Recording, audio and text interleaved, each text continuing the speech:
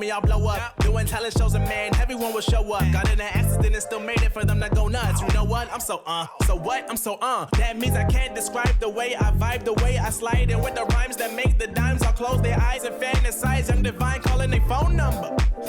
No, you know I love you. What's up, babe? And you know me, I can't sleep without blazing beats. On stages for their ones gracefully. And I got a smile that they hate to see. Young, black, successful, though life gets stressful. Though life gets stressful, go and vibe out with whoever you next to. Live until the morning, sleep until the noon. You said that you want it, so I got it for you. Let's all get together and show them how we move. We move, we move. 3, 2, bringing summer 1, to drive. you. Oh, ready, let's go. 'Cause you know how we roll. Let's take it round the world and back again. Ready, let's go. 'Cause you know like I know. We'll take it round and round again.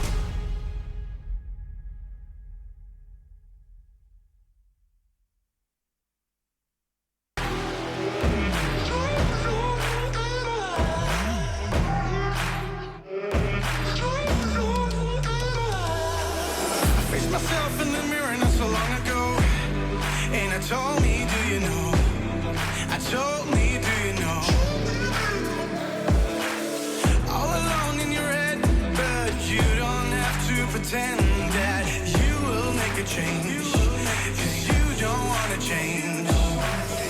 I'm gonna be real honest this time. I'm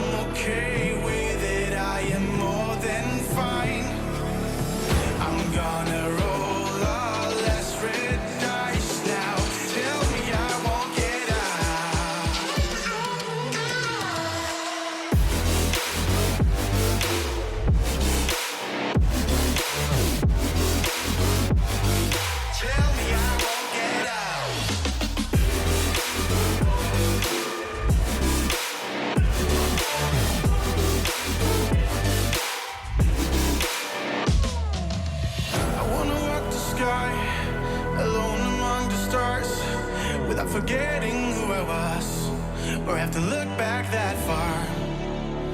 And I don't want to forget who, get who. And are you just fucking around in my mind one last time? I'm gonna be real honest this time. I'm okay with it, I am more than fine. I'm gonna roll all less red dice now. Tell me I won't get out.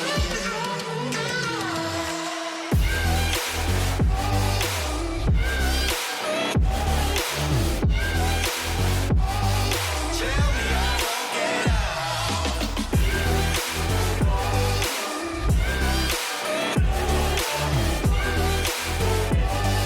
Tell me I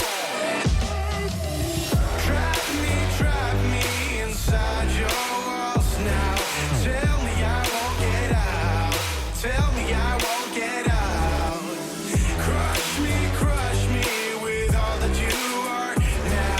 Tell me I won't get out. So tell me I won't get out.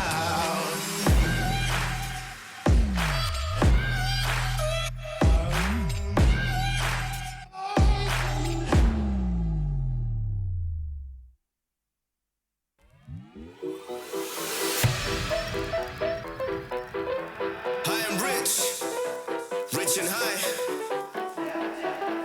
Lex. Yeah. Yo. Got the army with me like Xerxes. Understand you can't hurt me. I got a couple thickies chilling in my room who be shaking it like the twerk team. Ladies, show me where them curves be. Curious, I'm not pervy. Honestly, you and your best friend could go and develop a new twerk scene. Got the army with me like Xerxes. Army with me like Xerxes. Understand you can't hurt me. Understand you can't hurt me. I got the army with me like Xerxes. Understand you can't hurt me. I got a couple thickies chilling in my room who be shaking it like the twerk team.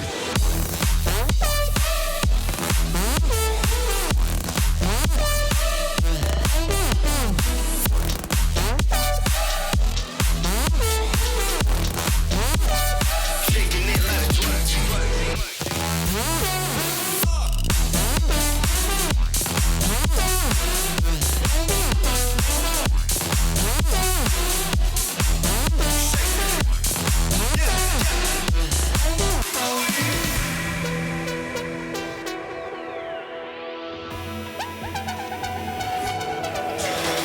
I'm in my room watching Netflix, surrounded by wet chicks, passing that sticky, we smoking that Vestas. Yeah, car, you know we do it. One showing off, yo, we come to cruise ship. Yeah, it's the A6M. I see you hate, but you rating them. Don't make sense like paying with card. Who do you know that's slaying this hard? Beats be banging, we making discard. Have your girlfriend run straight to my yard and have her up in my bed. Yup, 20 minutes, I'm dead. I tell her, okay, leave. No Snapchat or back chat, please. What color is your backpack? Yep, green. Tell your boyfriend he's a whack twat G. Shake it.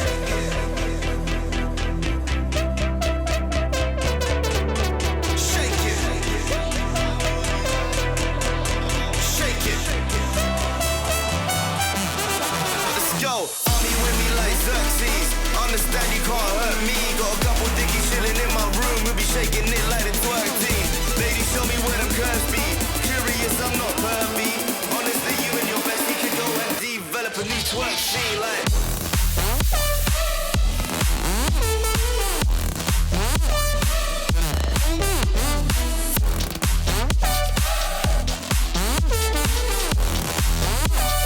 Shaking it like the twerk team.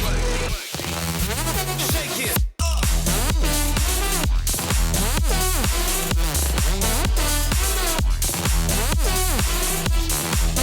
Shake it. Yeah, yeah.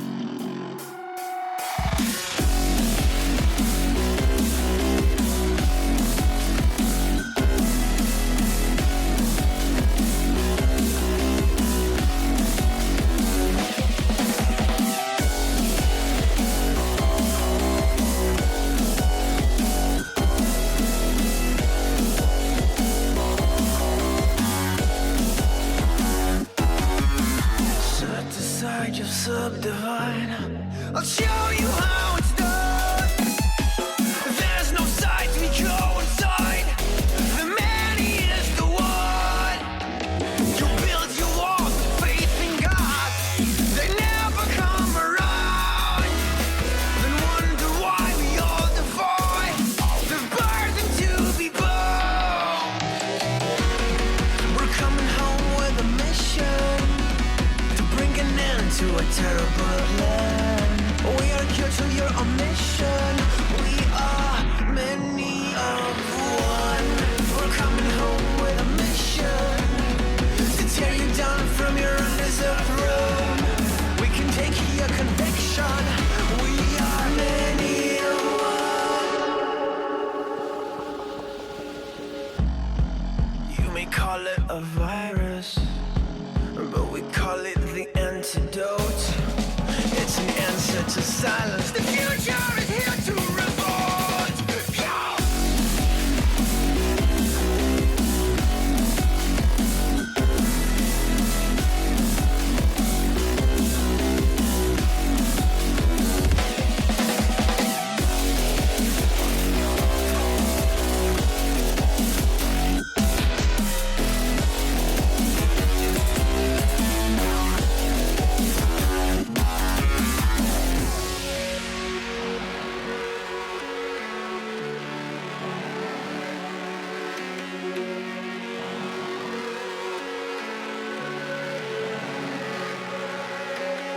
It's so high from here.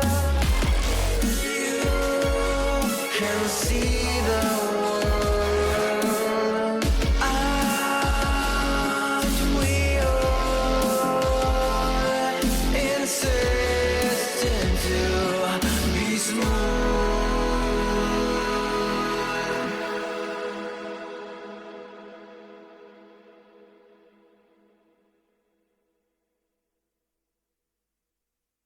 Hold up your sign though. They ain't count on that. They ain't count on that. They ain't count on that. Show what you gon' do. They don't want all that. They don't want all that. That sounds like a pop song. Take a dive before you dry, y'all. It's the only way to live. You can't be without it, baby. Yeah, I know. Yeah, I know. Yeah. Try before you sign off.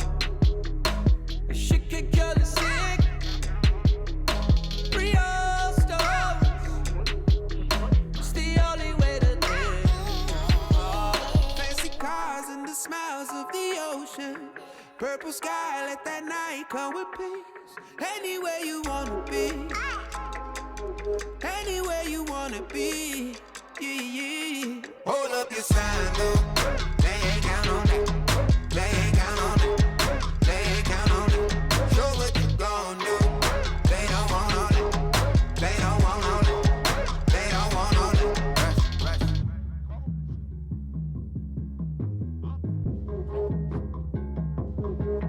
Pick a panel to be right on. Yeah. 'Cause no one really gives. Don't look back or keep your eyes on. Long ago, long ago. Doesn't matter what it gon' cost. Never gave a shit. Real soul. Let it take a hit. Hey. Who's getting high on emotion? Look around. People fight all their life for some peace. Yeah. Look around. Fancy cars and the smiles of the ocean. Purple sky, let that night come with peace. Anywhere you wanna be. Anywhere you wanna be. Yeah, yeah. Hold up your sign though. They ain't count on that. They ain't count on that. They ain't count on that. Show what you gon' do. They don't want all that. They don't want all that. They don't want all that. Rush. Take off. Rush at the rush. Take off. Rush at the rush. Ha. Rush. Take off. Rush at the rush. Ha.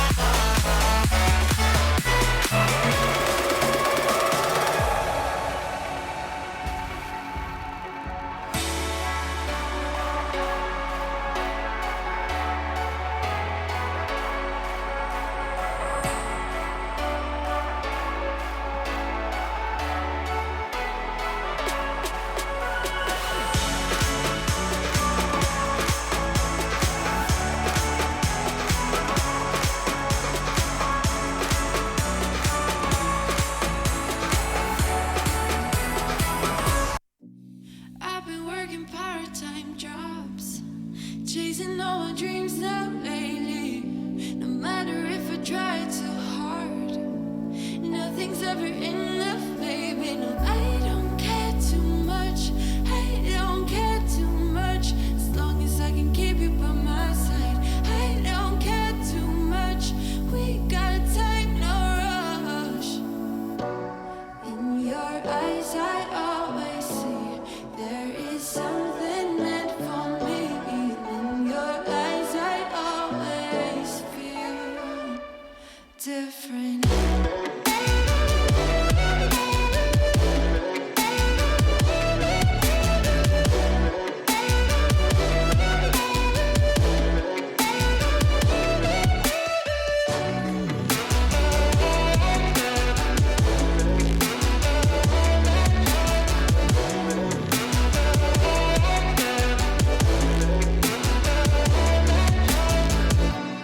Tell me everything's alright.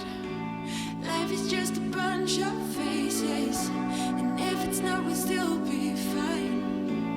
I know we're going places. I don't care too much. I don't care too much. As long as I can keep you by my side. I don't care too much.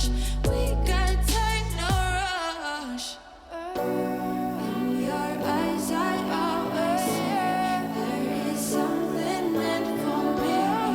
In your eyes I always feel different.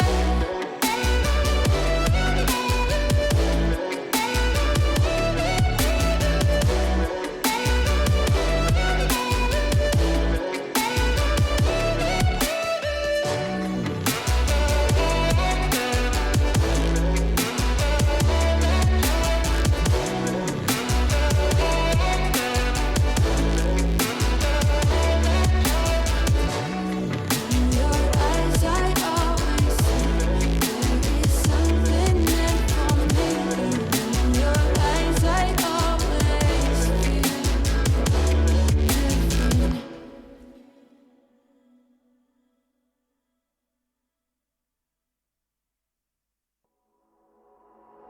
I was dancing on my own when you spilled that rum and coke on my t-shirt. Yeah, your eyes made it difficult to get my baby. And the next thing I knew, we were so ready to give in, skin to skin on that baseline. Ooh, you give me that high pitch feel, baby. We shared a cigarette by East Versailles. The way you looked at me, couldn't say goodbye. And whatever you did to make it stop, 'cause baby you make me feel something.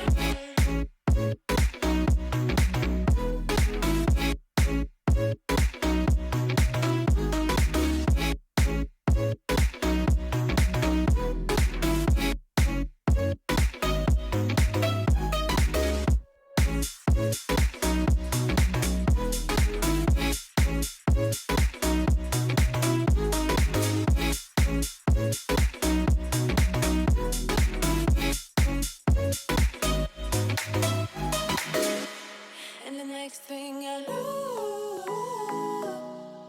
we were so ready to give in, skin to skin on that baseline. Ooh, you give me that high pitch feel, baby.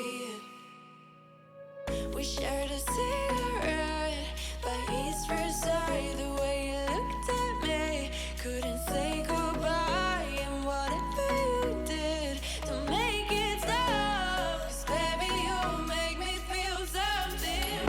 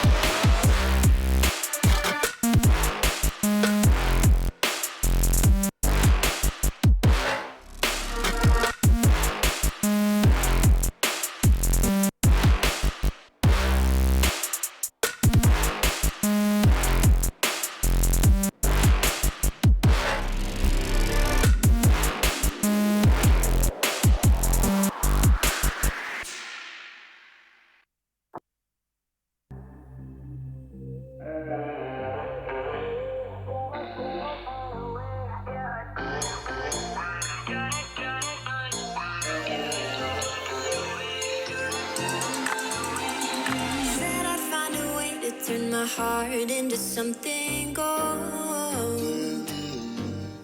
Knew I sold my soul to the devil long ago. I rode it all along on your way right before it broke. Time was thrown down the well, so I let you go. What I do right now. What I do right now for you, for you.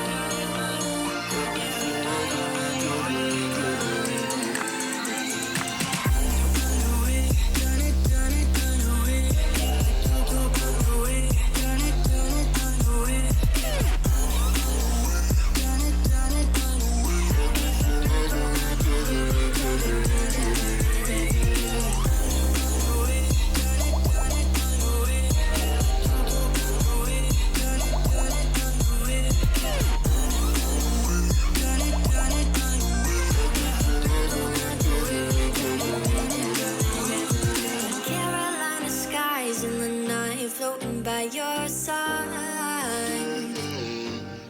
I fell up when you fell down, but we stayed in flight. I'm laughing to myself, 'cause I know that I can't deny. I can't find what you can't hide right inside my mind. What I do right now. What I do right now for you, for you.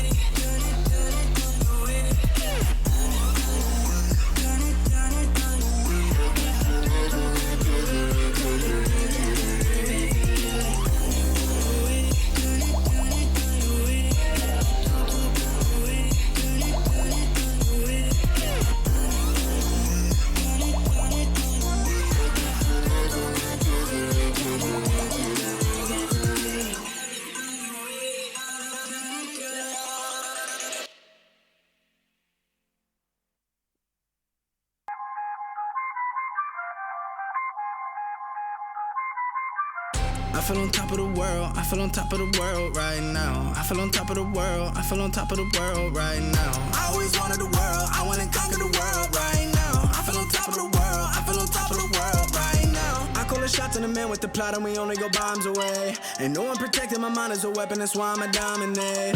Taking advantage of every second, now I ain't got time to waste. They all tryna sign my name, they want me to sign my name. Counting your blessing while I count that in my winnings. We take 50s and 100s and throw them up to the ceiling. Everything I envision, now everybody gon' witness. Only difference between us is I ain't stopped till I finish, yeah.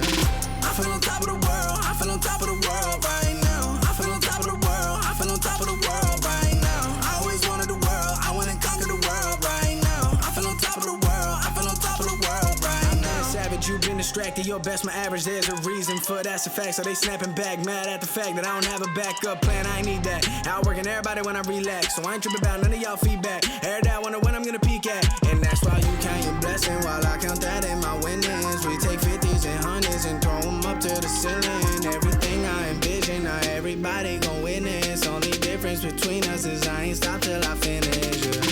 I feel on top of the world, I feel on top of the world right now. I feel on top of the world, I feel on top of the world right now. I always wanted the world, I wanna conquer the world right now. I feel on top of the world, I feel on top of the world right now. I feel on top of the world, I feel on top of the world right now. I feel on top of the world, I feel on top of the world right now. I always wanted the world, I wanna conquer the world right now. I feel on top of the world, I feel on top of the world right now.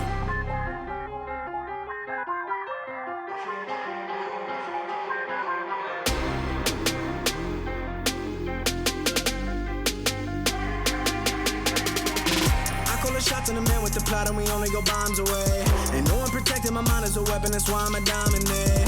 Taking advantage of every second, now I ain't got time to waste. They all tryna sign my name, they want me to sign my name. Counting the blessing while I count that in my winnings. We take 50s and 100s and throw them up to the ceiling. Everything I envision, not everybody gon' witness. Only difference between us is I ain't stop till I finish, yeah. I feel on top of the world, I feel on top of the world right now. I feel on top of the world, I feel on top of the world right now. I always wanted the world, I wanna conquer the world right now. I feel on top of the world, I feel on top of the world right now.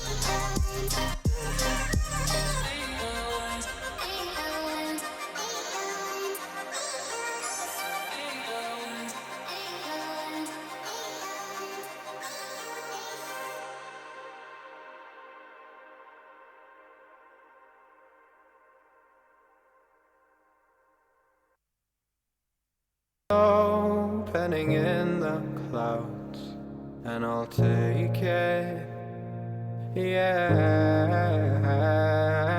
Reminding myself to just let go. Don't wonder how far I can fall. Don't look down, never fade out. And I just wanna be someone and never fall behind again. Just keep on moving on. Never look down, never fade out. Never fade out.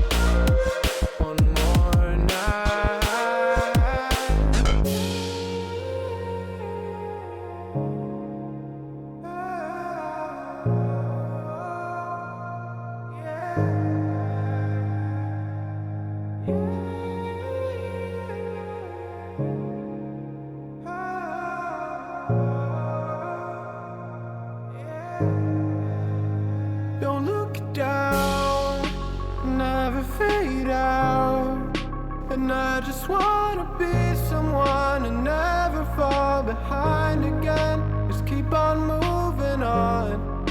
Never look down, never fade out, never fade out.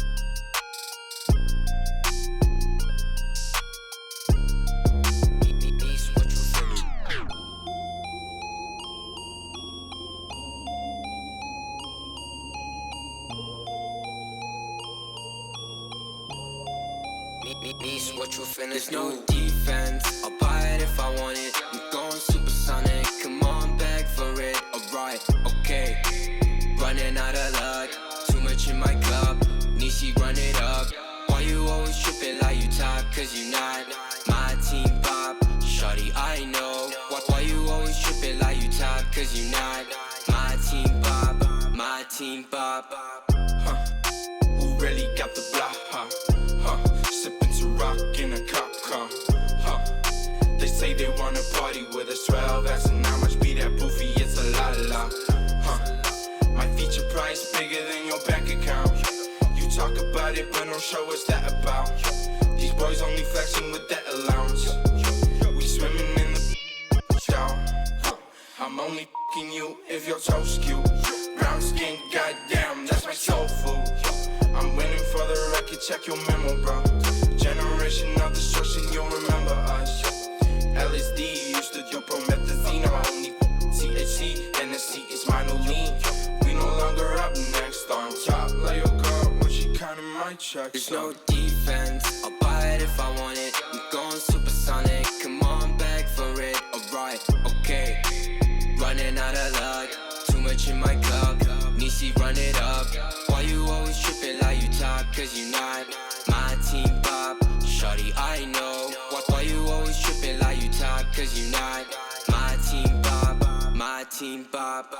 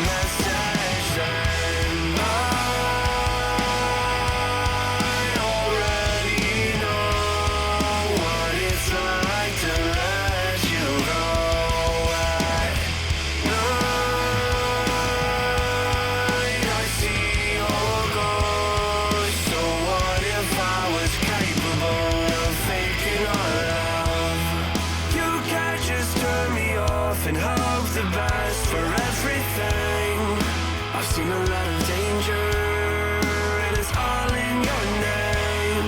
So don't just cough it up and throw it out and wash away.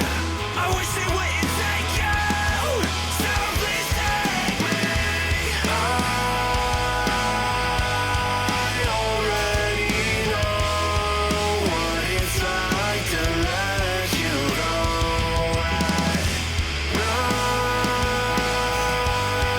I see your ghost. So what if I was capable of faking our love? What do we do? And what do we know? When I met you, it was all for show. What do we choose? And what have we chose? When I met you, it was all for show.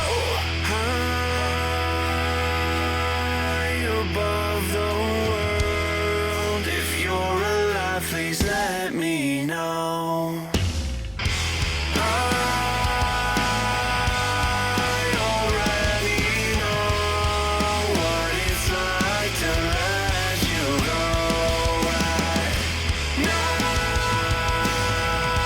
night, I see your ghost. So what if I was capable of faking our love? What do we do and what do we know? I'm not mad, it was all for show.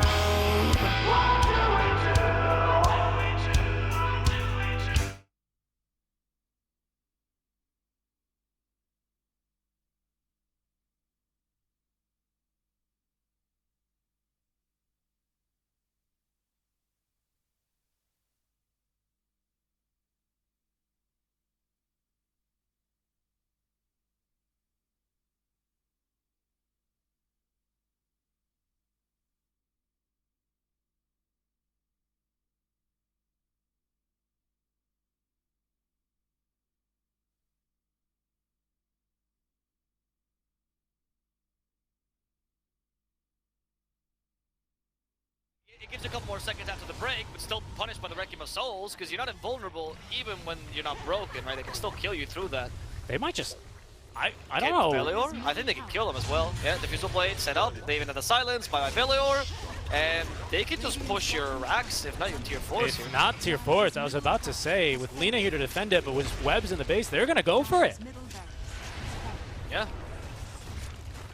The tower's going to fall here relatively easily for no techies. They go for another one. It's really just the Lina trying to defend this. Again, Lamey can surprise you with a sleeping dart, so careful, Lorna. Lifestriker misses.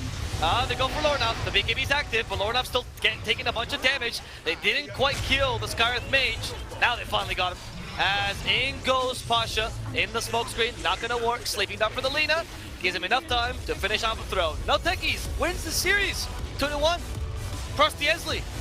You should have played.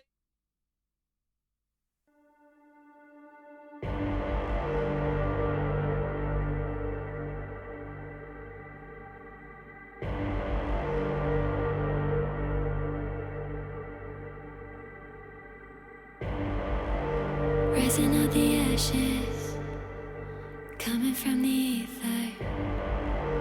All I hear is static. Breathe a little deeper. Fallen, broken, a million light years away from home. My eyes opened, and now I've come to claim life. Never let it go. These wings carry me. Live this fantasy. Running through the fire, fire. Gonna let it burn. I am the Messiah. Gonna let it burn. Running through the fire, fire.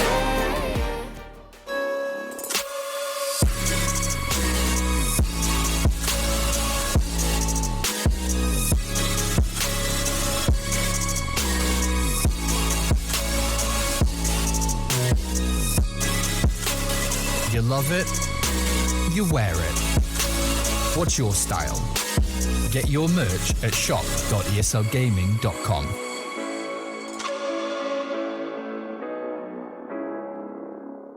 My name is Jordan Gilbert, aka Nothing. Hi, my name is Sue Lee. My handle is Smix. I think it's important for these initiatives to happen. Empathy really, really goes a long way, and it always means so much to us, and I think that's where initiatives like this really help.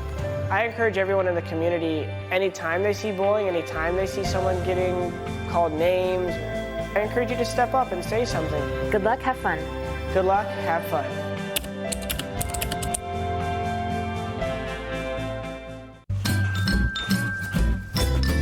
You ready? Huh? Hey, he's a good boy, huh? You ready? Huh?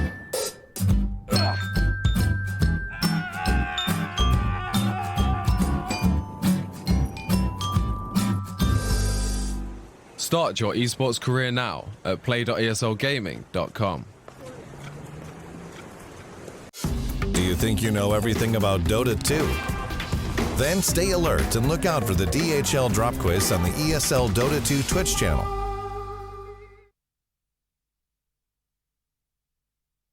ESL One DPC Eastern Europe is brought to you by Intel and DHL.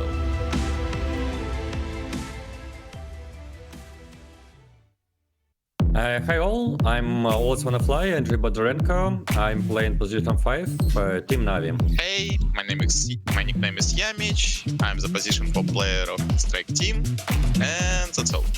Hello, I'm Safe, and I'm playing position 4 for VP. Hello everyone, my name is Yaroslav. Nickname is Viposhka. I'm 23 years old. My nickname is G. I'm playing for Team Extremum, position 5. Hello guys, I'm Soneka from AS Monaco. And I'm playing for Dota 2 professional like for 4 years. Also, I'm playing for Team Spirit right now. Hello guys, I'm Dukalis. I'm playing on position 5 for Team PacChamp. Hi everyone, my nickname is Ghostic. I'm playing for Team Unique for an offlane.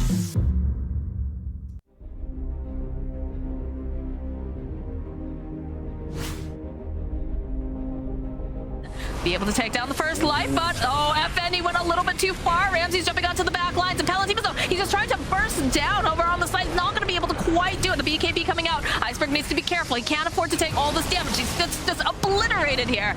They have that Wraith. The King Ags as V2, and he's got the stuns up. Can they take down Palantinos? Yes, they can. That is a dead Morphling, and they're looking to chase after Ghostic now. Get this kill. Go Roger on the back lines. Nullifier comes out. That's a dead Ghostic, and FN is just trying to run away. He's getting nudged away here by the Winter Wyvern. Roger, he wants his kill. Just have to chase him right into there.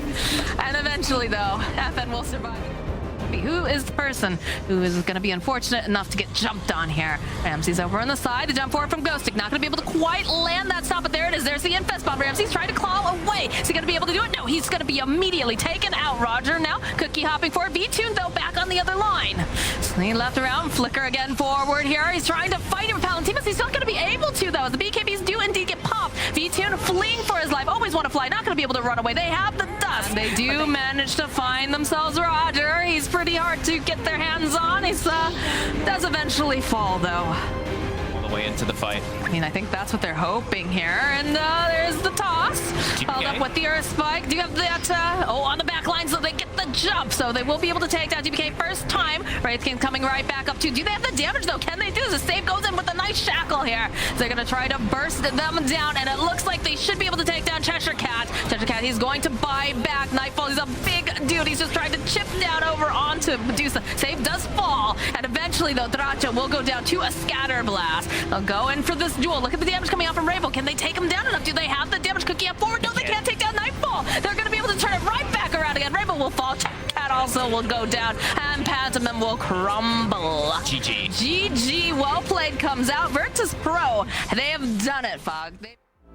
3 series and 2 days. That's all that's left for the second season of the Eastern European DPC. And, well, this next match, it doesn't actually mean a whole lot. In fact, it means absolutely nothing. But that's not what ESL has been all about. It's been, of course, about the DPC, but it's also been about the fun of being able to watch some great Dota. So that's what we're going to be doing today. It's all happening here at ESL One, powered by Intel.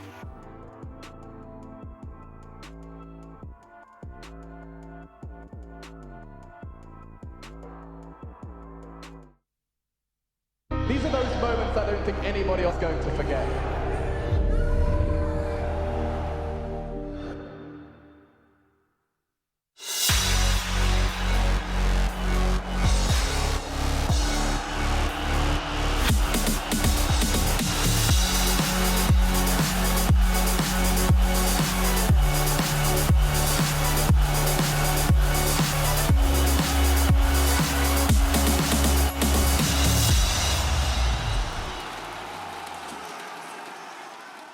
All right, so we are actually on an expedited schedule today because the lower division match went a little bit long, so we got to get into our first match of the day, which is Team Spirit versus Extreme. In order to do that, I need some panelists, which I've got both Kyle and Fogged who are going to be joining me.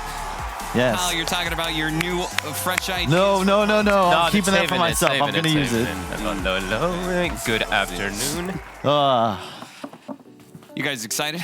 Wrapping up the thrilled. season. I know it's been a long couple of weeks. A little less long for you, Fogg, but I guess it wasn't that enjoyable just staying at home, working from home the entire time, right? No. I mean, 6 weeks it is had still its long, perks. no matter what. It had its perks, of course, being at home, but what can I say? Cup, eating delicious deli sandwiches and petting his cat.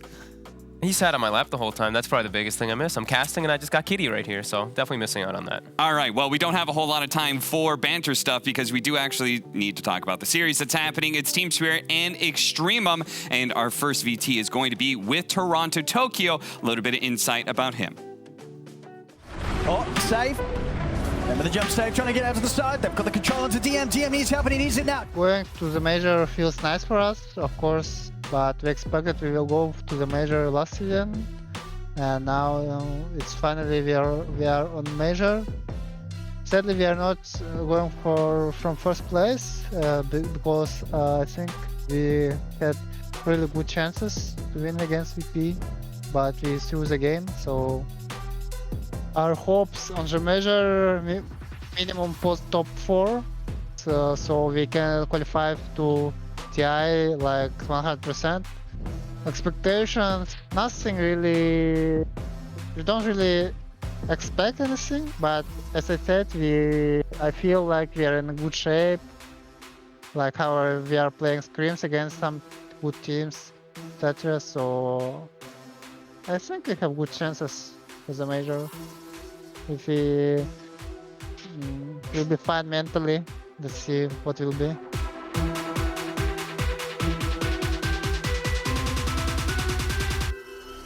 A little bit interesting stuff from Toronto Tokyo, but I know some of you are waiting in chat for something else that we promised early in the show, which is the DHL drop quiz, and we actually have a little bit of video on that. Exactly what is the DHL drop quiz? Well, it's an opportunity for you to be able to win some cool stuff.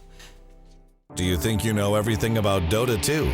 Then stay alert and look out for the DHL drop quiz on the ESL Dota 2 Twitch channel.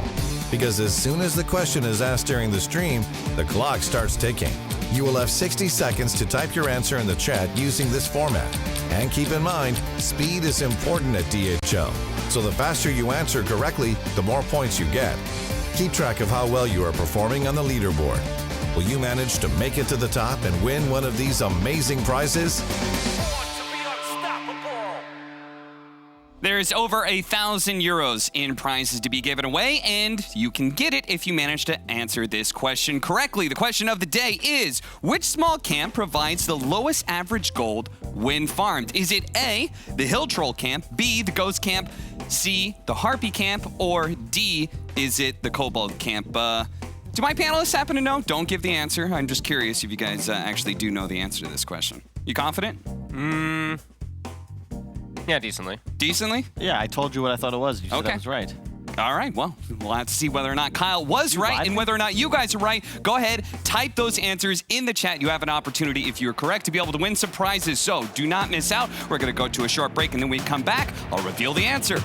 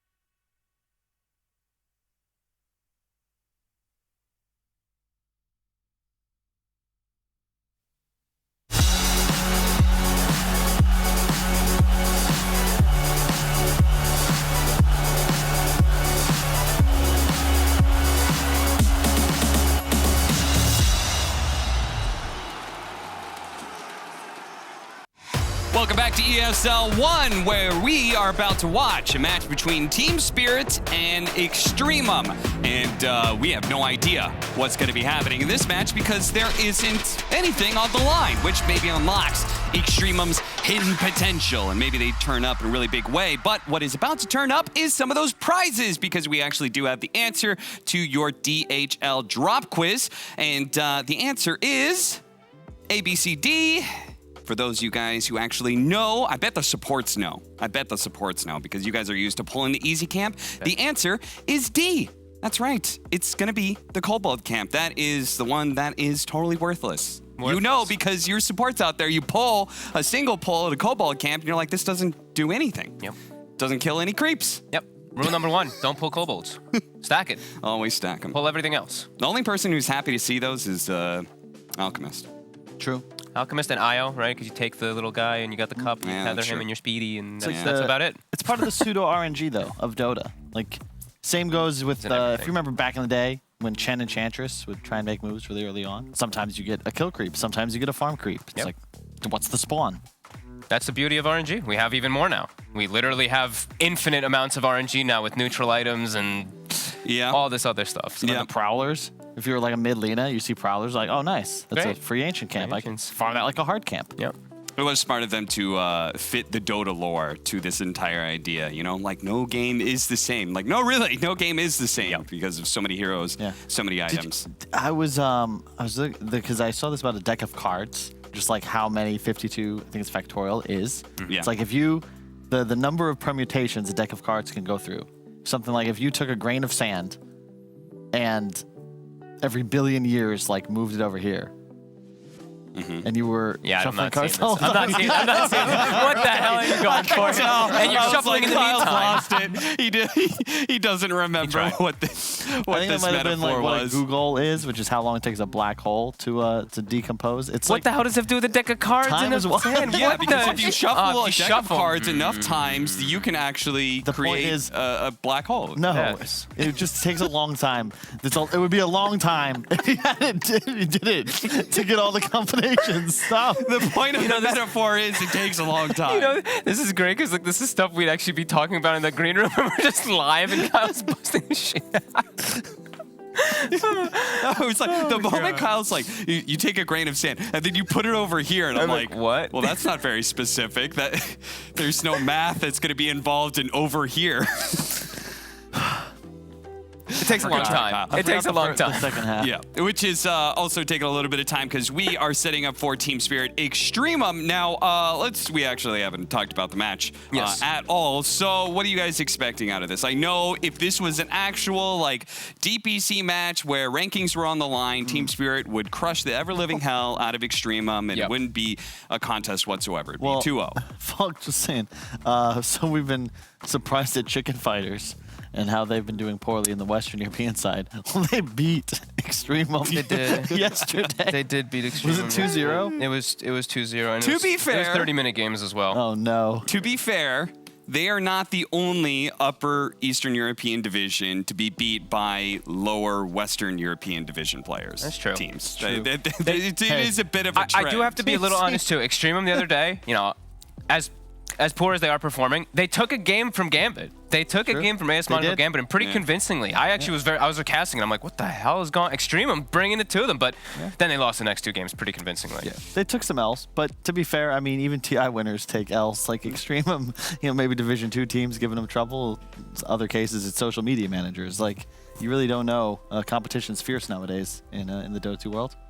Yeah, and that is something definitely that we're going to have to keep a mind to as we look forward to the upcoming major, which Team Spirit is going to be heading to. How do you feel like they're going to approach this match? Is it just like you just approach it like a scrim, right?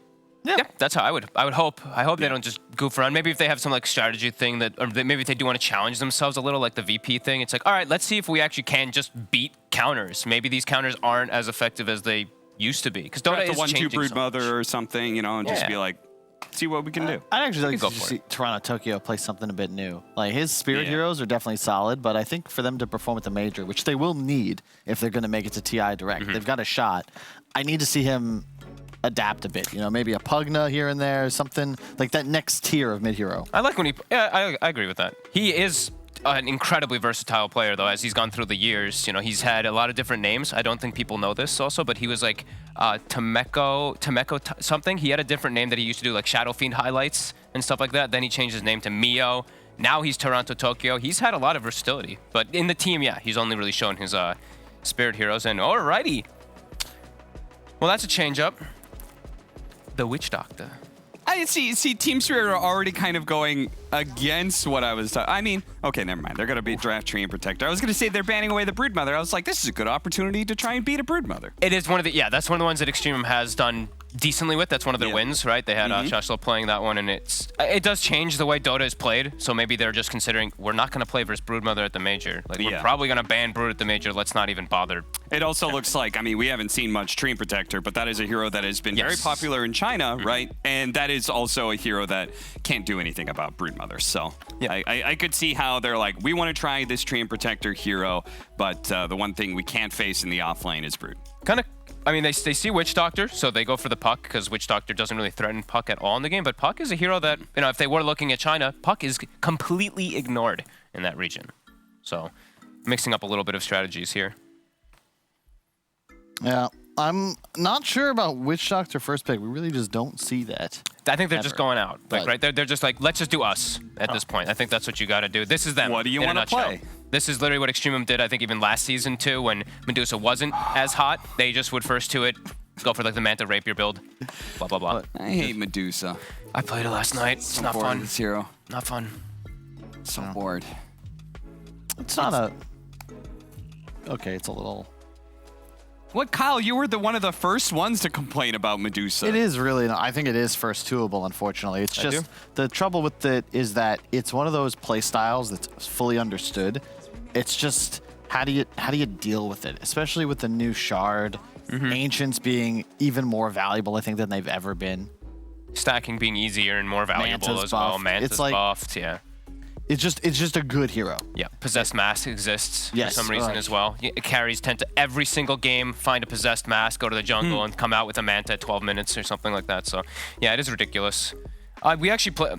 This is a little like random, but last night we actually played it. I played Medusa, played versus an OD. Was very surprised how cool OD can actually work as a function. They're not going to be able to pick it, of course, but the maximum mana taking, 28%, you get Ags, you actually steal 56% of the Deuce's mana with both Astrals. Put another one, you're losing 70% of your mana as a Deusa. Even your Snake, it shoots out, returns back 3,000 mana, but you only have 800 mana pool. Yes. It's actually pretty cool. And OD, 2 shots your poor offlane Winter Wyvern core. That was Cap, by the way. I was 2 ores and I was gone. Damn. It was pretty cool. I don't know if it's an actual viable thing, but I could see the possibility of maybe teams exploring it because it used to be, that counter. Yeah. OD's traditionally cool. always been a hero that beats Medusa. It's like the counter to Medusa. So I wouldn't be surprised if that's intended. Yeah, it's pretty cool. And we look at them, they're setting up Medusa for success. They ban AM, they ban Nyx, they ban Morph. Nyx not as much of a just straight up counter anymore, of course. It is just a Medusa who doesn't care. Okay, so that also makes sense for that Nyx ban. And for the Morphling ban. Snapfire still in here? Show me that Tide Snapfire combo. Big fan. That one's fire. Yep. I actually like Tide. I think Tide's an okay one versus Medusa too. Even though it's all about the Snake now, Anchor Smash is frustrating. It really is. Damage reduction. I like Underlord a lot for the same reason. I think that Luna, Gyro, Dusa, you want damage reduction because they're all about spreading their damage out, right? So it's super effective to decrease their auto attacks, and you effectively ruin the hero's kit because if they aren't a threat, then your whole team doesn't really mind being in range of the Deuce. When we see Deuces win games, it's because you're just this turret of damage. You start hitting a tier 3 from the low ground and nobody can approach. Yep. Interesting that they've just put the Ember out there though. I know they see the puck. They see the Stream Protector, so they feel like it's better, but that's very early to pick up your secondary core. Take the line. Mana Drain. Good also disable decent. against Ember and Mana Drain. Yeah, it's quite nice. Definitely effective. Good burst. I'm not lying. And I say, I think Lion's a pretty good hero. Yep, he's dope. I did that I could tell you came up with the pun first before your point of analysis. Yes. I could see you knew where I was going based on the slightly disappointed Ooh. So they got a break. Break versus Tide. That's true. That's a good point. Yeah. Yep. There aren't many breaks nowadays left in the pool. That's why I think Hoodwink at some point is going to prove to be viable, just because it's a targeted break mechanic. I think specifically against a hero like Spectre, as an example, we'll see it more often. You suffer versus like the gap closers and the heroes that can actually scout tree lines, which there's a Train Protector and a Puck, so 2 heroes that are actually quite good at scouting out. I also saw yesterday when OG was playing it, the Ember Spirit versus it. Of course, now that Extreme has it, but Ember is amazing versus that hero. Like you actually just can't really do much of anything. You're super squishy. You get found very easily. Yeah. That was a hero I was spamming, trying to figure out if it was good. Not convinced. Not convinced still, huh? Not convinced. Yeah, I tried it a couple of times too. It feels okay when you do have some forms of like spell amp, and if you have a bruiser, if you have a super tanky bruiser in your off lane with you, like a centaur or stuff like that. But besides that, you feel quite weak. I did like the minus armor combo that OG did with it. That actually made it look a lot better when it came to laning phase. So, but that is something that Extremum doesn't have just yet. So what kind of off-lane bruiser type hero do you want to see here, Mr. Fogged? Who's got the first? Who's got the last pick? It is Spirit, right? So I mean, Extremum's got to just show without knowing what carry you're playing into. And you're playing into Treant, which is one of the better heroes versus those tanky kind of off-laners because you just offset and you can actually chase them out really nicely. Nature's Grasp, like even the 1 point in Grasp is ridiculous how much it does slow and provide. I mean, it's all about the Medusa at this point, right? So give me something that enables a little bit better. Give me like someone that's going to buy some like Vlad, Solar Crest, etc. Something to buff her up. Legion Commander's banned. No Axe. You don't really... Is there any Disable left that could deal with a Tide? You maybe go for something like a Doom, but then your whole draft is real slow. It's going to lane with a Hoodwink, so... Might just... Honestly, they might just default Centaur. Yeah. Darkseer, maybe? Vacuum and Bushwhack? Underlord, actually. I mean, it's good. It at least gives them like some ways to counteract team fight. I see them, they're not able to team fight, like ever, right? I feel like Spirit has like the big edge on that one, so maybe that like aura kind of guy could help out a little bit. Percent damage too. Yeah, I can see it. My only concern would be that you're playing into the last pick. That's what I mean. What do you get? Like you don't know what they're gonna just grab up. And there's so many options, I feel like, for Spirit. You can also just go with your standard Slardar. Not ideal into Tree or Tide, but you have a Dusa, you have an... I mean, it just kind of guarantees like... I think Darkseer is safest. Yeah, I think Slardar is... Versus Tree, it's like you're trapping yourself. You're playing into the tree a little bit, but the other ones, I feel like, yeah. Yeah, I mean, they do have 4 heroes that put out physical damage of some kind. They do. Corrosive Haze would feel all right, but question of whether or not you're picking your offlaner to try and make his game better or fit in with the rest of the team. They do not got a lot of time left. No, they don't, which is funny because Team Spirit were the ones who came into this game with a draft penalty. Okay. Really? Yeah, due to being a little late to the lobby. They're going to default. It happens. I think Tree thrives versus this hero, honestly. I think you can pick like any melee carry. You can even go for something like a fast-paced Ursa, and I think it's good. Ursa Diffusal, Jug Diffusal. Go for one of those type of carry heroes and just play the matchup. Lifestealer, Jug, Ursa. Yeah. Your options. Knowing Yatoro, it'll be a greedier choice. A PA also could be alright, but it's naked. I've wanted people to do Terrorblade, but it's just unpicked in this region. Yeah.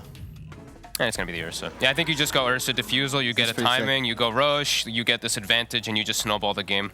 I think this is really tough for I'm always a big fan of it with a Lion as well, because you now have like the easy catch, a ton of burst damage from your carry, and then you always have the Tide Hunter threatening the Ravage as well. I think BSJ was telling me that he quite liked the pickup of Ursa because of the talent, right? The extra time on the Fury Swipe. That one's actually So you cool. could just hit the Medusa, disengage when he pops Stone Gaze, and then Fury Swipes will still be there on him. So, all right, Kyle. Now that you see everybody's picks here, you gonna stick with Team Spirit? I know they're the favored team, so they just needed a draft that breaks even, right? It's tough for me to go against a squad that I think is just this much better than their opponents. Yeah. They have the team fight. I think they have a pretty good answer. Yes, there's a timing the Dusa could hit where you fall into trouble. I do hope Extreme kind of all in for that. You know, the Manta Ags Rapier. Just go for a W, try and steal a Roche. But ultimately, if Spirit can get an Aegis, I think they just win this game. All right, well, is there, what's the #1 factor to look for when it comes to making a Medusa lineup work? Controlling the Ancients. Yeah. I feel like we've said protect the it's been a triangle long for as season. long as We've seen possible. it. You just give them the Ancients, stack the Ancients, keep some wards on your own high ground, try and pull, I can't think of a famous river a battle was fought over, but the idea is to control your side of it. What's that movie? The Battle of Kauai? Bridge over the River Kwai. Classic. River Kwai. There you go. That's your river. All right. Well, I guess that's Game 1's analysis. We'll see whether or not, I mean, all of this comes down to whether or not Team Spirit is actually going to show up today and kick some butt, or if Extremum, with nothing left to lose at this point, can actually unlock their hidden potential. Let's go over to our casters, Moxie and Fogged. Thank you so much, Cap. And hello. Hello. You just sort of appeared over here. But we do have a matchup here between Team Spirit and Extremum, and it seems like Team Spirit, they really have a good idea of how they want to handle this Medusa. Yeah, I like this Ursa pick a lot. I hope he does go for the build, just go for this early pace. I think they can set a pretty early pace too. You get your Morbid Mask, your Phase Boots, go Roche super early, and you have the team fight win. So contesting that early Roche from Extremum is going to be pretty much everything, and it looks extremely difficult with what they've drafted themselves. I think they might just have to give it up, and then you're actually playing into a Team Spirit's hands completely. So yeah, I feel like this is going to be a really tough matchup for them. Let's see if Extremum can surprise us, because this is their comfort, the Medusa, as we said. Like, it is now the comfort for everybody, sure, but they played it before it was cool. They played it last season. Definitely been seeing a lot of that Medusa popping up in the pro matches and in the pubs now, too. Yep. Definitely very, very strong, but we'll see. You know, Team Spirit's definitely one of those teams that is able to figure out how strategies work and then also figure out how to unravel them as well. Yeah. So I think a lot of this is actually going to come down to the individual skill more than anything else. Which Team Spirit has definitely shown quite a big advantage in comparison to Extremum. I mean, these guys, these young guns, the most of them, except for Miposhka, the old man amongst the team. Not really even that old, but the one who's been along in the scene for the longest time is, he's going to lead these youngsters to most likely a good success in this one. I like that they're trying the Treant Protector, and I think it's a really strong lane, especially versus like Hoodwink Centaur. I feel like this Ursa should have a very good time in lane, which that's kind of been the downfall of Ursa some of these games. That's why we're seeing it straight away. The laning just isn't good anymore. I know Brian's not a fan of the hero at all anymore because of how weak the lane can be, but definitely has some interesting stuff in the matchups, especially as they mentioned on the panel earlier. That duration of Fury Swipe talent, which can be very effective versus a Medusa in the later stages. Well, judging by the way Team Spirit has been playing, they've been playing very clean Dota throughout this DPC. I'm sure they're aware that, you know, Ursa probably going to struggle a little bit in this lane. He's probably going to have some difficulties, but they have a certain timing that they want to hit, certain items that they need to pick up, because again, a Medusa is going to be a bit slower. She's going to need a little bit more time. She's going to need lots of stacks, and you have a lineup coming out from the side of Team Spirit that's going to be playing very, very rapid. Yeah, very fast, and the thing is, Ursa's weak, but with Tree, I think Ursa is no longer weak. That's what China's doing. They just, you're so strong because if you get into like this trade wars, you get the extra healing from the leech seed. You have crazy chase potential, as we see Miposhka's gone for an Orb of Venom in the lane. So yeah, the Centaur might struggle. We'll see if the Hoodwink can offset it, but I don't think so. I think this Ursa is going to free farm. I already saw he's got the build queued up. He's got the Phase Boot. He's got the Morbid Mask. He's got the Diffusal already put inside of his quick buy. So he's prepared. He knows exactly what to do in this matchup. It's kind of him to let us know his entire plan right off the bat here. So we're not sitting here wondering, you know, is he going to do this? Do you think he's going to deviate? Is he going to pick up the Battle Fury that everybody hates right now, it seems? Nah, Spirit's not about that life. Spirit is all about the aggression. And that's why we do love this team lately, especially. And good way to get into your opponent's minds, a pause at the start. You know, everybody hates pauses, especially lately. I feel like we have more pauses than ever in Dota. So, okay, Extremum's trying to get in their heads. Make them sweat a little bit. They look pretty chill, though. They look like they're ready to play some Dota. I mean, they're already spamming their chat wheels. Yeah. Tokyo's like, let's go. Gonna get some sprays down there, too, once we eventually, you know, get into this match. Now, I keep... I'm telling you, like these guys are ready for action today. They're like, let's get this game underway. Let us crush you, because that's what we're ready to do. I want to see how clean they do play as well, because sometimes when these games don't, like realistically, like when they don't matter for standings or anything, they get a little wacky. Yeah, they get a little sloppy. Goof around a little bit. We saw that last night a bit, especially too. Of course, they had a stand-in on. Oh god, my brain's not working. Who was it last night that was playing the stand-in? Versus Bald. Oh my god. Whatever. My brain's not working. Yeah, they were using a stand-in yesterday, but you could see that they were not really taking the game as seriously as they normally were. So let's hope that they do. Well, I think there's something to be said if you have a very clean-looking record, too, right? That was something that I think Shiver actually mentioned. It might have been Shiver and T both saying the fact that, you know, these teams, even though you're sitting at the top spot, you still want to show, like, you know, you're consistent. That is the really big thing here. And it's good to see that Extreme, they came with a plan also today, right? They were like, we're going to do our Deucer strategy, which may not seem like, oh my god, such a plan, right? Or anything like that, but I see the wording that they did. You know, they blocked small camp, they get an aggressive observer ward, they cut all the trees. So you see Treant Protector can't actually play on the side there because they did cut them all down here. So they came with a plan. They came just recognizing what they at least need to do to win the lane. I feel like that, well, it could also be a little bit of a problem for our Hoodwink friend here, too, because he is also reliant a bit on trees. Yeah. But I guess in like the lane, you don't really matter as quite as much, right? Yeah, you can't let the Treant do tree things in the lane, or you just get completely crushed on it. Mira, the Maledict, actually working pretty decently. We'll be okay, though. Does have a stun follow-up also. He's kind of toying with G a little bit He's calculating this. G's got to be careful. They've got the Gush coming in from the side, too. Yeah, there's the Gush, and they just need to trade one more hit here, and Mira will outplay G. The salve bait. Salves between the ticks, even though G was like, oh, I got a fairy fire. Ooh, that's a Gush. Uh-oh. So off to a nice start here for the side of Team Spirit with the first blood. Did soak the pressure, though, right? We see Medusa 7-3 because the Witch Doctor does die at the start, so at least she is getting that farm up in the top lane because of that. I'll be interested to see the way that Team Spirit plays here, if they're going to try to go and like block the Ancients, try to get vision over on that area to make sure that they can keep tabs on this Medusa, or if they're just going to play too fast, if that makes any sense. They can maybe get, they could look to invade, actually, with the Puck and with, like, Treant. Treant is quite a decent hero. You just sneak in there quite easily.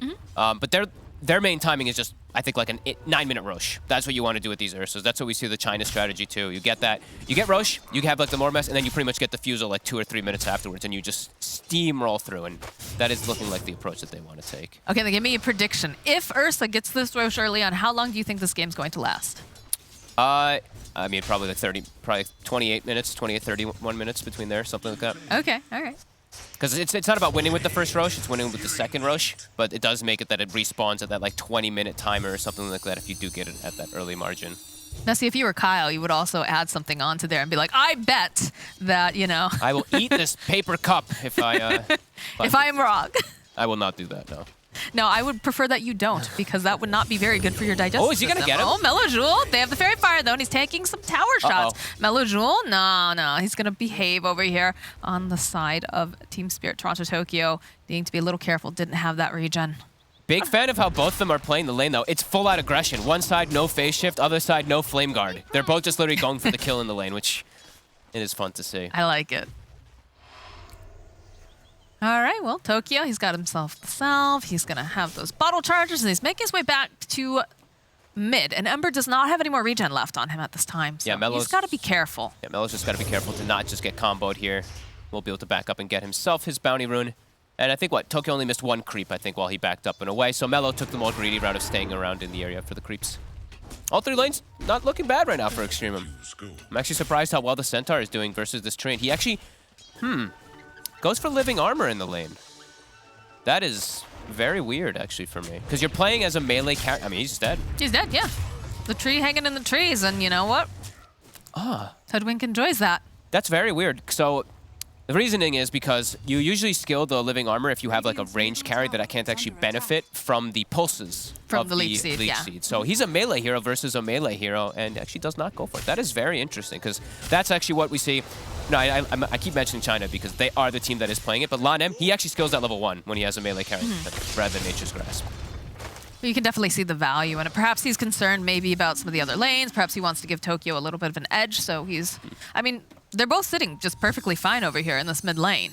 Yeah. Both very aggressive, but... not crazy about that one. But it is, they have... I don't think they played the tree much on Spirit, if they have at all. So it is maybe something they are trying to get you the hang of. It's definitely possible. We're usually seeing, these sort of saving supports that Miposhka likes to play. Things that require a lot of just positioning as well. Yeah, it does mean the lane's going worse, though, right? 22 last hits on Ursa, 27 on Centaur. Shashlo is free farming. So that lane not going as well as I think that they probably would have liked. The Ursa, as we said, was a weak laner, but I think the tree usually does counteract it. So Extremum coming out nice and ahead here. Mira. Ooh, nice. They're over towards those creeps. Won't have any more bounces land on him, as G is taking so much damage here from these creeps and from collapse as well. They're sitting very low. Let's be careful here. Must have regen coming out of the courier if he's still sticking around there as a lion. That's what I'd imagine. And they can't get aggressive. Cannot get aggro. He's still holding a skill point. Miposhka may be waiting to see if he can find an opportunity for getting that leech seed if they do see a chance to go for him. He's just going to poke away over here at Chu. Let's be careful, though. He's going to get bushwhacked again in the rotation here. Sashlo? He's slow. Yeah, he's trying to get over there, trying to land that hoof stomp. Should be able to. He's got it. I think that pause to throw out the living armor might come back to bite him here, as Yatoro has made his way over, though, so they'll end up losing Miposhka, but Chu, he's got the scurry. I think he's going to survive this. He will. The phase boots are up. Will he be able to catch him inside the trees? He will not. Chu scurries away, literally. The squirrel has outwitted the bear today, Fogged. Yes, he has. Yatoro, you got to be quick on those. You saw the acorn, you know. That's the big thing, too, is people still getting used to playing versus Hoodwink, but you got to be quick with your Quelling Blades, especially in those like areas where there's not the tree right next to you. If he's spamming it, maybe he doesn't actually get stunned there, but that's really tough to just predict every time. So nice stuff, Extremum. How do you feel about this Hoodwink? Because we've been seeing it pop up more and more. I know it's been very popular with MSS over in NA. He plays this hero quite a bit, but we've seen like varying results. I know Rajix has played it over here, a couple of the other teams as well, but how does it fit? I think a lot of people are still figuring that out, right? I'm still mixed. I think people still are not really like recognizing exactly like what items to build is one of the key things as support. I see some people going like the lens, some people rushing an Ags, some people going Yule Scepter. I think you have to just determine based on the game with what you're playing against. You can't just autopilot. That's the beauty of Dota. It's always adjusting based on what you're playing against. I think this game, the Yules is actually quite appropriate. Playing versus Ursa, it's always going to be a nice way versus that Enrage. I'm dead. So I think he can go for something along those lines if he does get the farm. So what do you know? I'm okay with the hero. I don't know. He's a little underwhelming, but you're very frustrating. Like we even saw like Liquid yesterday, you know, this Soxa, even though they had such a rough game on OG, like Soxa was still annoying. Like they kept having to like commit extra spells to try to catch him in tree lines. It's a frustrating hero to play versus. Saw some excellent bushwhacks the other day too, coming out from Soxa. So definitely value, especially, you know, for that little bit of crowd control. And the fact that it does make you blind is also just a really nice addition. Yeah, frustrating. Radiant's middle tower is under attack. All three lanes, as we said. Extremum coming out a little bit ahead mid. Not so much. Tokyo is having an excellent matchup there, as he tends to. Full aggression, as always. Well, I'd like to see it from Tokyo. No points phase shift. Yeah, we have the level 6s online here for the mid heroes. Be interested to see if we're going to see some sort of rotation coming out. In fact, looks like Tokyo might be headed towards this top lane. They do have a ward, though, so it'll let them know if he does meander his way over. He's just farming. He's just hitting that stack camp. Collapse. He's got a lot of regen up here. The Maledict not going to be that effective. He's going for the straight hood. He's actually got the hood done already, so should be able to continue to tank up there. Never will give him one more tap with the snake, but he'll be just fine. Yeah, I think they should. They do have the damage to make a rotation onto the Ember in particular because he has no points in Flame Guard that I've seen. So if they do get the coil, they have a rotation from the line. They can definitely net themselves a kill. But right now, trying to keep their lanes just static for now, not moving much around. However, on the side of Extremum, the Ember is seeing an opportunity perhaps. But this is a Hood Tidehunter. It's not going to be able to take him down. So we'll open up, follow up with the Slight. That Mystic Snake and Collapse is just slowly walking away. Did put a point in the Ravage. He's got some stick charges too. They're going to try to go for a dive with this Illusion Rune. He's going to turn back around. Mira making his own rotation. They end up losing the Tidehunter, and Mira's just a little bit too late because they did have that Remnant up. Nice move from Mello. Knowing that, I think he knows, right? Like if you stay mid, it's a very high chance that you just get coiled and you will get set up on. So he makes the first move himself to gank top. Even though it's a Hood Tidehunter, he's actually able to chase it through. First with that Maledict. And we see Chu. Of course, he's getting all these stacks set up for his Medusa already. Extremum. Yeah, looking good in this early game.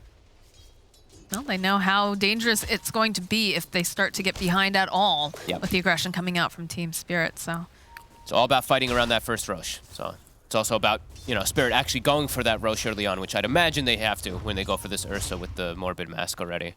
We are starting to hit that timing now of when we'd like to see the Ursa possibly going for that Rosh. Yeah. So it'll be interesting to keep our eyes on their movements. He can just he can sneak it at pretty much any point. They can like look to make a move on one side of the map and then he just gets smoked into the pit and he will solo kill it. So they're giving the lane to the Train Protector for now. You can't make it too obvious though, right? You can't just like, hey, my 5 position's farming safe lane. Hey, right. You know, I'm just gonna go for Rosh. They do have to look to make a play at the same time as it all happening. And look at the Extremum, they're hunting. They're saying, where did that bear go? They're going to look for maybe a little bit of a pincer here on Miposhka as well. Look at that. Both carries found a possessed mask. What a shocker. Every game, I swear, it always happens. They're rotating down on Tokyo. Looking to make something happen here. Tokyo will go, drop the Dream Coil. He can't even get the stomp off because he's just silenced too quickly. So Yatoro will get himself a nice kill. So they make a 4-man rotation down to this bottom area. Did feel like they kind of need to start making some moves. Extremum is coming out ahead in all 3 lanes. Yeah. Well, this gives them a good excuse if they want to rotate that Ursa, you know? It's going to be a while before center meanders back to lane, and they don't have the greatest of vision. Where's the rune spawn? Tokyo gets it again. So DD and ooh, baby. Those are massive. Let's put some more pressure over here on the Tidehunter. Collapse should be fine here. There's no one else to follow up, so he's just going to wander back. He's chilling. They got high points in living armor too, so counteracts pretty much everything. I'm surprised that they're still hanging out down here with the Ursa. Yeah, me too. Honestly, I'm like waiting. I'm like, he's gotta, you know. And timing You want to go for it. The only reason is because you want to get the secondary spawn that much quicker, because then you get the shard as well. Yeah. So it just enables you so much more as these Ursas, and it pretty much guarantees your defusal timing. But no, he's just kind of he might be farming his way towards this top lane, you know, trying to be as efficient as possible. Yeah. But when you see those stacks coming out here for Nefrit, you have to be a bit worried, especially if they decide to try to invade either. There's a nice couple stacks over there for the side of Spirit as well. Joshua was trying to stack it, but that was way off timing. Nah. Not even close, actually. he like stopped his attack the first time, so we're forgiving that one. He's got Blink in a second. So, I mean, it is a very farmed Centaur. 11 minutes, he's going to have that for the aggressive moves. Yeah, right now, all the top two Is he networks. smoking? Let's look at Ursa. Yeah, he's Yeah, smoking. okay. There It's it time. is. It's time. So he's going to be able to sneak this. Like I said, I don't think Extremum can actually contest it. They do have Blink Centaur, so if they knew, they actually probably could because of that timing, but it's going to die too fast. And you stay full HP. That's the thing with the Ursa, especially if you have a possessed mask on top, like we mentioned that he, of course, got the RNG for. It's pretty perfect here. Medusa is just farming up all those stacks in the jungle. And She can't touch the Ancients just yet, though. They're still a bit too strong for her to actually rotate over. But she's clearing the left side jungle camp. So there we go. Yeah, Roche. So 11 minutes 49. So early spawn will be around that 19:30 whatever minute time. So that'll be the big timing for Spirit, at least to really start overflowing the map. But they're already going to start pressuring. look at Mira just running at G. Of course, they've got to They've figure got this shot out low. because they follow Massage low, get the break attend, and then they'll get the slide off kill Mira. They're going to just go to town over here on Yatoro. And he's taking a lot of damage. They'll be able to pop the Aegis, coming right back up again. And they're going to need more team here. Immediately, following up with the Witch Doctor ulti was rooted into place, but the rest of the team is trying to follow up. The Waning Rift coming out, the slide through, follow up with the Ravage over onto the backside. They're going to try to follow up, as Yatoro is going to barely stay alive, thanks to that living armor. Slight dodge the coil. So Tokyo, he can't actually get even a counter kill onto the Ember Spirit there. Extremum perfectly set up for the move. They already had the Centaur waiting in the wings with that Blink Dagger. They came to play today. Medusa now going to be able to clear out the Ancients, and she did. And we're up to level 11 already on Nefrit. Yeah, Extremum playing very, very nice here. As you can see, the bear just going to work on Roshan. He pops out, but like you said, Extremum, they're already prepared. You can see Sashlo hiding in the tree line. They were so ready Blink for this Stomp. Stuns up, follow with the Hoodwink Ultimate. Slight. Easy. And that's the first dead bear. Does live the second time, though, at the very least for Team Spirit. And they did have to use, right? They used Ravage and they used Coil. They didn't net themselves a kill on that rotation either. Hitaro, he's going to back up, finish up the Fusel. The rest, they're still farming well. We do see because of that move, the net worth actually shifted into their favor because of that Roshan kill. Collapse. This is a tough one here. He's just going to, yeah, he knows. I like how he just turns around because an acorn gets flung at his head and he's like, what was that? I was trying to think of some type of funny reference, but I'm not clever enough for some Tidehunter, some fish versus squirrel thing, but I got nothing. Yeah, that's a pretty difficult thing to have content already ready and waiting. Fish versus squirrel. Let me message the cost. I'm sure he's got Yeah, I'm sure he would. But Nefrit's not getting contested whatsoever. Level 12, as we said, Manta, Possessed Mask, as always. He's going to have pretty good timing on this Aghanim Scepter, likely. So let's see what Spirit does, because the Diffusal, I believe, is now online. So they do have easy ways to actually kill and get on top of this Medusa. Also, not just for the Medusa. Diffusal, very good this game across the board versus the other cores, too. But Extremum's the ones that are making the aggressive moves currently. They'll go grab the bounty runes. Spirit is hiding in the tree line. Sashlo getting into position. Nefrit and Yatoro poking at each other, but again, we have that Diffusal, so Stone Gaze will come out. Spirit considers to rotate down to the bottom. They'll go for their own smoke play. I was about to say, that was very bold by Nefrit, even showing up to the bottom lane. I feel like that's one of those like very risky ones. If you don't have a team behind you at all, you're very likely to just get killed there from like a tree in the tree lines, +1. I mean, they're going in here. And he's sitting on the low ground. Oh my goodness, Oh, the waning rift, the hex, the finger, everything. That's a dead Dusa. An easy one, too. Well, when you show yourself like that. No coil even having to be committed. Still a very farm Dusa, but a lot of time off the map now. 30 seconds. Let's see what Spirit does with it. Sashlo feels like the teleports are coming in. Sashlo waiting patiently, does have that blink stomp. Should he decide to use it, G is here. All right, immediately, blink stomp like we talked about. Slight, and they just blow up Yatoro. Both carries getting caught off guard. That one was a bit slow of a reaction. Maybe didn't want to actually use the enrage, but you can see the stomp. You know, as we said, the Centaur, it has a pretty long animation. Probably dies anyway because of the nice setup. Extremum, it cost them a lot of rotations, though. They actually brought 4 heroes bottom to do so. So Spirit, they can split push the side lanes. Split push and farm up. You can see they're putting the pressure over on the mid tower here. And also Puck pushing out the lane and top.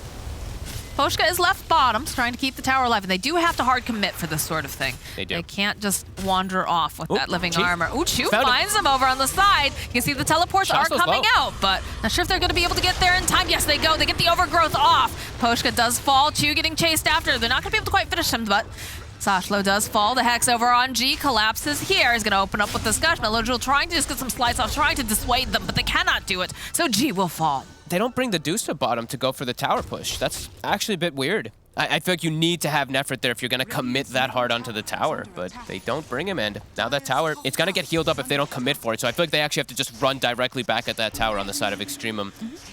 And Team Spirit is going to know this is coming. So let's see if they set up to defend it even longer, if they're just going to ditch it. I think now that the Medusa's here, you ditch, yeah. Yeah, I don't think. Oh, go for the deny? He actually the Mad Lad Mira. Between the ticks of the living armor as well. Very nicely done. Yeah. But still, you look at this Medusa, 9.6k net worth currently, and it just continues to go up. It has to. It's really all about the Dusa, as we said this game. Ember is actually farming pretty decent. Melojul, he'll be able to be annoying for this catch, but when you draft the Dusa, I think it's like the new Alchemist thing. When it's an Alchemist game, it's an Alchemist game. When it's a Medusa game, it's a Medusa game. So I'd like to see them build some type of buff, all the buff up items. It's all about your Medusa, so Lotus Orb, Solar Crest, etc. all want to be thrown out onto this one, especially when you're playing versus these disables. Like Overgrowth in particular, because that can be annoying. Even if you have Manta, you have to be careful of how you do use it, because there's a lot of different little things, like silences that you have to play around, so. Because we're seeing Collapse, he's building for his carry. He's getting his first items, he's getting his Hood and his Sage, very value items, going for the Vlads, and then I'd imagine, yeah, Halberd, because that's the best item in the game versus a Medusa. So Spirit, they're recognizing how to counteract it.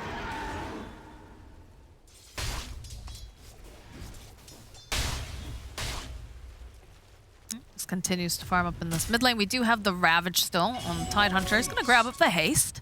He's going to run into some people here in a moment. Just runs at you, turns around, like, yeah, no, all right. But they did have a nice ward on the side as Nefrit is being run out again. Mira and Yatoro are here. They're just going to stun her.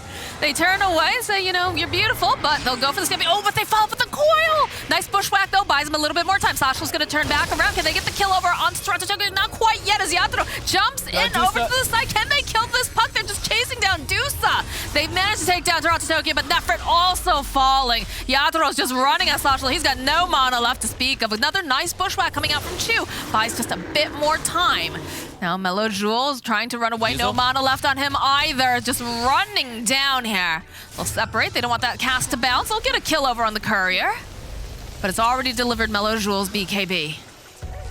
And they do lose the Dusa with everything anyway. Actually lucky to not lose more. And they will at least get themselves 2 kills. But it's on their side of the map, so it's a fully defensive posture that they're going to be in. And already we see Spirit, they're forcing in the waves. As we see Pushka bottom pushing it out. Good aggressive move. Nice bushwhacks though, definitely. As we do see Yatoro, not quick with those quellings. You know, the secondary one he can't, but the first one he did see the acorn coming out. You actually do have a little bit of time to get that tree cut.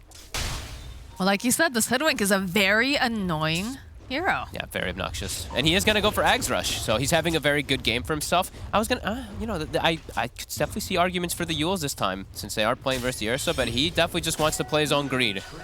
See if it pays off. The boomerang is quite nice to work around, just amplifying everything, reduces status resist as well versus heroes like Ursa and Puck, so can be decent. Good to make some wrapping play here. They've got good ward vision. They did see Tokyo. They can catch him with a bushwhack from the tree line. Tokyo's already regrouping with Mira, though. Feels like they know something's up, perhaps. Their side lanes are pushed. Look at top. It's so far pushed in. They know this move is probably coming. Nobody's reacting to this at all. I mean, Poshka's just been down here for the last 5 minutes. It ain't much, but it's honest work. It is. I believe is the meme for that. He has Solar Crest. He's just been literally farming this whole time for it. So his Ursa gonna be very buffed up. Vlad's and Solar Crest now on their team to make that Ursa that much stronger. And he's got SNY. This is a pretty big timing actually for Spirit. Extreme has to be careful. Stomp forward from Sashla. Blink out to the black lines, though, here. Coming out from Puck. They went to apply the break. Collapse, don't care. Just keeps getting turned to stone. Just running at Nefrit. Fight me. Oh, the whole purpose of Collapse is really just to get on top of Deuce and click Anchor Smash, really, at this point. And survive as long as he can inside the fights to keep those buffs up for the Ursa. And he's doing it. He's going to have that Ravage up in a moment, too. Yep. And he's full health. That's the beautiful thing, is like Vlad's has these like double benefits when you're playing with a carry that wants to have it, and also when you're tied 100 period. They try to push, he just sits there. Tower gonna be full healed from the Treant Protector. So Extremum, they're trying to make moves around the map, but Spirit knows how to play around it, and they're getting a lot more efficiency. 4K gold lead now already at this point. Good stomp here coming out from Sashla, but there's no follow-up. The side of Spirit is all smoked up again. Collapse has just parked himself in this lane. Relishio has to be careful, as does Chu. They can't do anything to him. Oh, they know. They do. They've got their eyes on Nefrit here. Pushka again. That Stone Gaze will be forced to use the Stampede to run out Nefrit, but I hear Dream Coil on the top lane. Did they manage to grab someone? Yes, they grabbed Sashlo. So they're going to try to look for this fight here. Maposhka trying to get into position. Does get stoned up before he's able to get it off, though, as the Bushwhack comes into play. Yatoro is separated from the rest of the team, but over on the back lines. Break does land. Maposhka does fall. And they get the Witch Doctor ultimate off. Yatoro going for the Enrage. Everyone is just split up all over the place. Turn out to Tokyo, sitting very, very low. Should be able to orb out, though. Ooh. Lucky to only lose the tree. Tokyo is so low, and it is around that Roche timing, as we said, that 20-minute-ish timing for the Ursa. Spirit, they tried to get some type of advantage play to get that, but they did force some ults, so I think Yatoro, he might be able to sneak his way in here. Yeah, I don't think he's even sneaking. I think he's just strolling on in. They do see this, though. Can they prevent it? They have to. The Shard, the Aegis, and the Cheese is way too strong on this type of snowball lineup with Ursa. They do have Ravage available this time around, though, so Sashlo jumps in. They have a moment to just try to reset. Sashlo just going to walk in, takes a peek. They don't have Stampede either on the side of Extremum, so the fight, it's not really there. No Stone Gaze, no Stampede. Those are your two big ultimates on their side. I mean, these snakes have been catching pretty well, but like you said, this is definitely very precarious for the side of Extreme. They've gone for the smoke. Yatoro jumping back in the pit. That's a sneaky one. Yeah, Nefrit has to scout it. Walking over to spot again. But now he's blink up forward too here far. from Yatoro. Gonna try to hex. Can they slow him down? They follow up with the Ravage. It will connect on many of them. They follow up with the finger. Not quite enough damage taken down, but there's no mana left over here on this Deuce. So the slide's coming through. They'll be able to take down Nefrit. They take down Slashlow as well as the rest of Extremum. They're gonna have to run out here. G falls. Yatoro gets himself a double kill, and this Roche belongs to the side of Spirit. And that whole move that they made top makes so much more sense, right? They force Stone Gaze, they force reactions out of Extremum, and then they can sneak into pit and take the fight when they have their ults up. And there we go. Shard online, Aegis and Cheese. Ursa is a monster now. Could we actually see really quick the talents that we did see for the Ursa after we get the replay, of course? As Nefrit, we said, like, he has to actually scout it, but his team is very far away from him at that point. So he's surrounded, gets his whole mana pool burned, and bam, Ravage catches absolutely everybody. Pushka with the overgrowth too, just holding everyone in place. I think if Melojoule doesn't have that BKB there, he's also just absolutely dead. Starting to look real hard already. And yeah, apologies. Could we actually look at the Ursa talents when you get a moment for me? Thank you. So I actually did not take the reset time, which is pretty interesting, because as we were mentioning, you know, that's one of the better ways versus a Medusa, because you just keep that swipe timing up so you can reset and go back in for the fights, but... Dire's top tower is under attack. Opting to go for something a little bit different. He's playing very, very aggressively here. It feels like... He doesn't need it. I was about to say, I feel like with your foot on the gas, the way you're going, you just hope that doesn't come back to bite him in the butt. But the way Spirit's playing, still pretty neat. No, Tidy, 9k net worth lead. They're hitting their timings. 9-9, 9k net worth lead. Ah, beautiful. 6-1-1 on the Ursa, having an excellent game. This poor Medusa isn't being allowed to play the game, it feels like. No. She's just basically, go hit creeps, Medusa, show up to fights, and immediately die. And they don't. The thing is that they haven't. Where are the buff ups? They went greedy, right? Shu is going for an Aghanims. They're not going for any type of Lotus / Solar Crest, etc. to make sure that this Medusa is strong, and there goes Shu. There he goes indeed, the bear, natural predator of squirrels. I think he's really going to regret trying to go for Aghanims this game. Oh, Sashlo cancels out the TP at the very least. Not going to be able to do anything beyond that. Yeah, Let's frustrate Yatoro a little bit. I really don't like the Aghs rush at all this game on Hoodwink. I think it's actually quite grief. Rather than going for Solar Crest or anything to protect Medusa, Yules to get the Ursa off of the Medusa. Like, that's your job. As we said, it's a Medusa game. It has to be all about Medusa. I don't see what Boomerang does in this game. So yeah, not a fan of that one this time around. Side of Extremum now, like you said, it's all about the Medusa, and they're positioning themselves right around Nefrit at all times now. Have to keep her safe. Who actually is anyone even building for Solar?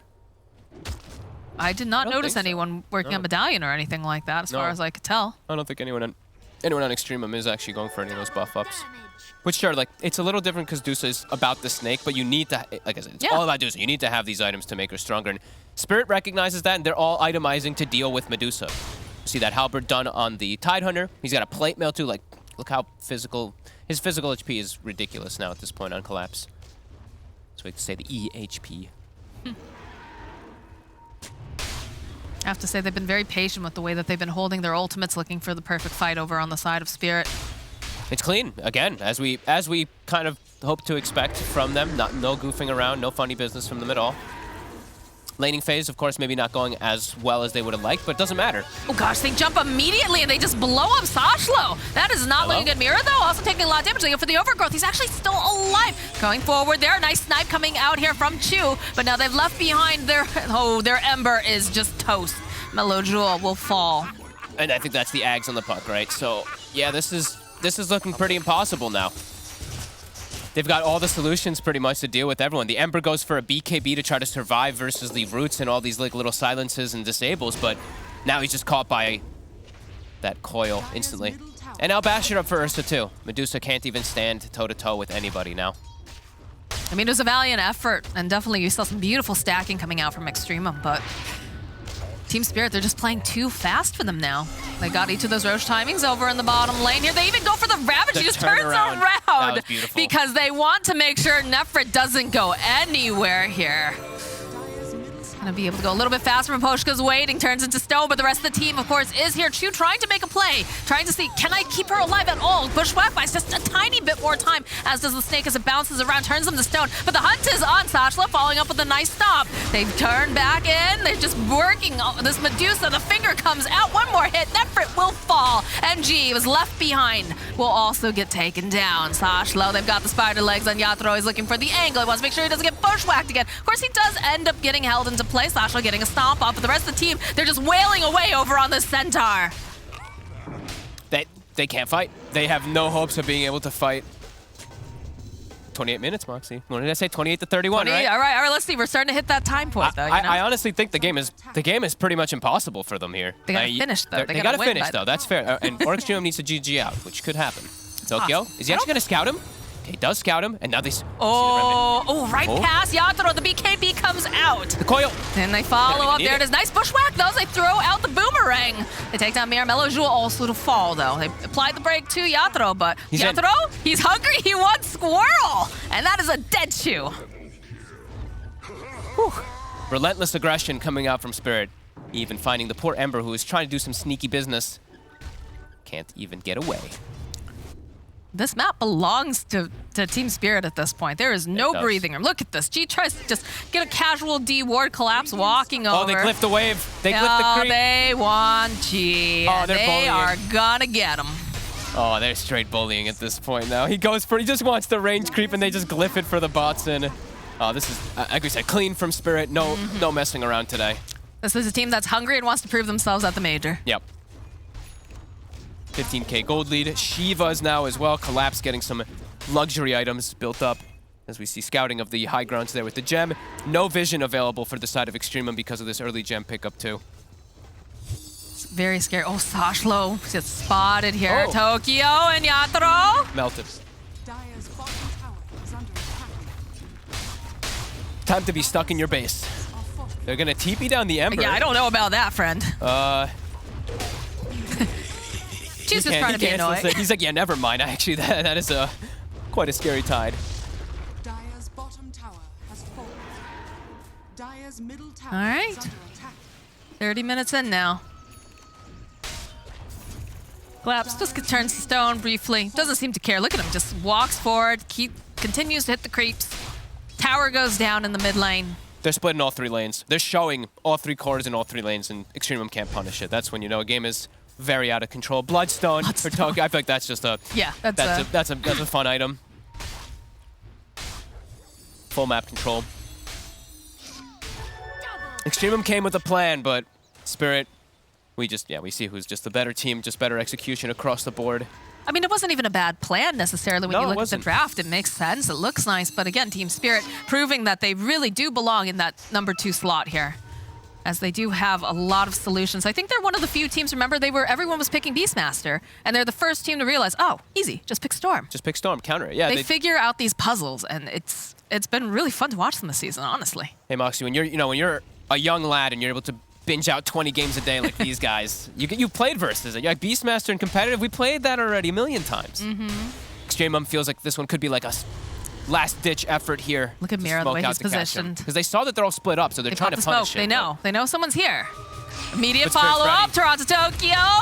They'll drop that Dream Coil. They'll just rip apart Sashla. BKB does come out from the Deuce, though. Collapse trying to get into position here. He broke Dream the coil. Coil does snap as Collapse chases right past. They don't seem to really care. They're going after the Witch Doctor. G will fall. Now Nefert is left all alone, and he doesn't have any sort of mana left here as they just continuously wail on him with that Diffuser, with the Ravage. Collapse will get the kill, and they'll follow up with the Overgrowth here, too. They're not letting this Ember get away. The GG gets called in. Fogged, it's 31-48, but I'll let you have this one. I'll take it. Honestly, it was like the perfect game plan for them. They executed it perfectly. Yatoro, we see him there. He knew what to do. They'd watch these Chinese replays. They know how to time that with the Roshan, and yeah, not much else to say, really. I think Extremum, their first 12-15 minutes was actually quite nice. Like Shashlo predicting the movement top as well, too, with that early Blink Dagger on the Centaur, but it quickly fell apart, especially when they tried to push the mid tower. Tidehunter just sits there and goes, hello. He's even taunting them and mocking them a little bit there. Yeah, that was very clean and well executed by Spirit. My favorite is still the casual Acorn that just gets tossed to the back of Collapse's head, and he just turns around, looks at him for a moment, and just turns back around, just like, you serious, kid? But yeah, Team Spirit looking absolutely excellent. Very clean Dota. When you can look at a game and say, these are your timings, and then you notice they hit every single one of them, that is a team that is looking very strong and looking ready for the major. But Extremum, they will have another chance here. They will get another chance to see if they can tie up the series 1-1, but for the first game, Team Spirit will take it. Yes, indeed, Team Spirit looking quite good and a little experimental. They pick up a Train Protector. They also grab the Ursa, the second win for Ursa in the Eastern European DPC, despite being picked up 9 times now. But it all works for Team Spirit, and maybe that's just because they are a team that is qualified going to the major. So, of course, they're going to look good. We'll be able to break down their performance after the break.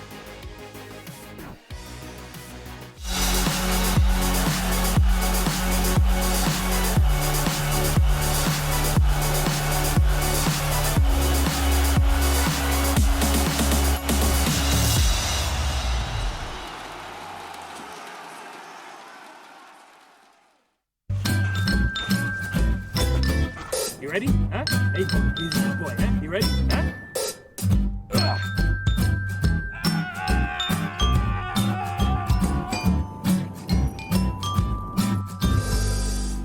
Start your esports career now at play.eslgaming.com.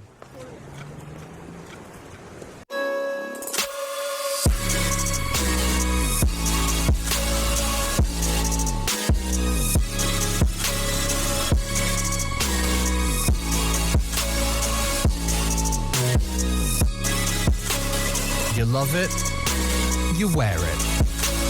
What's your style? Get your merch at shop.eslgaming.com.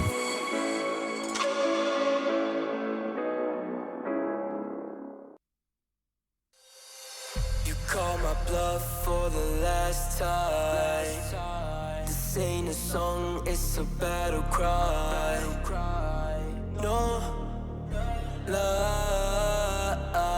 I clue between the strobe lights. I'm haunted, black face, hey, follow me around, okay, black face, hey, follow me around, okay, used to want it bad, used to want it bad, but I can't taste it, I can't help you now, okay, follow me around, okay, black face, hey, follow me around, okay,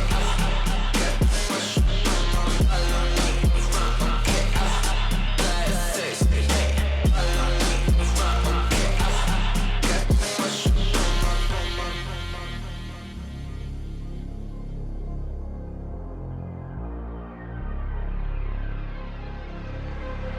got too much up on my plate, now I can't think. I said woke up, take a action, now I'm feeling this is it. Want the money, want the rest. I do purse, not no sex. They say Don, it's why you sad. I said I just need to think. Red tape, got too close, I hate the city. Black face, show you everything you need till you fornicate it bad. Someone said it, you sad. I used to want it bad. I know it's in my head, keep seeing you too many times, yeah. I know it's in my head, keep seeing you. I know it's in my head.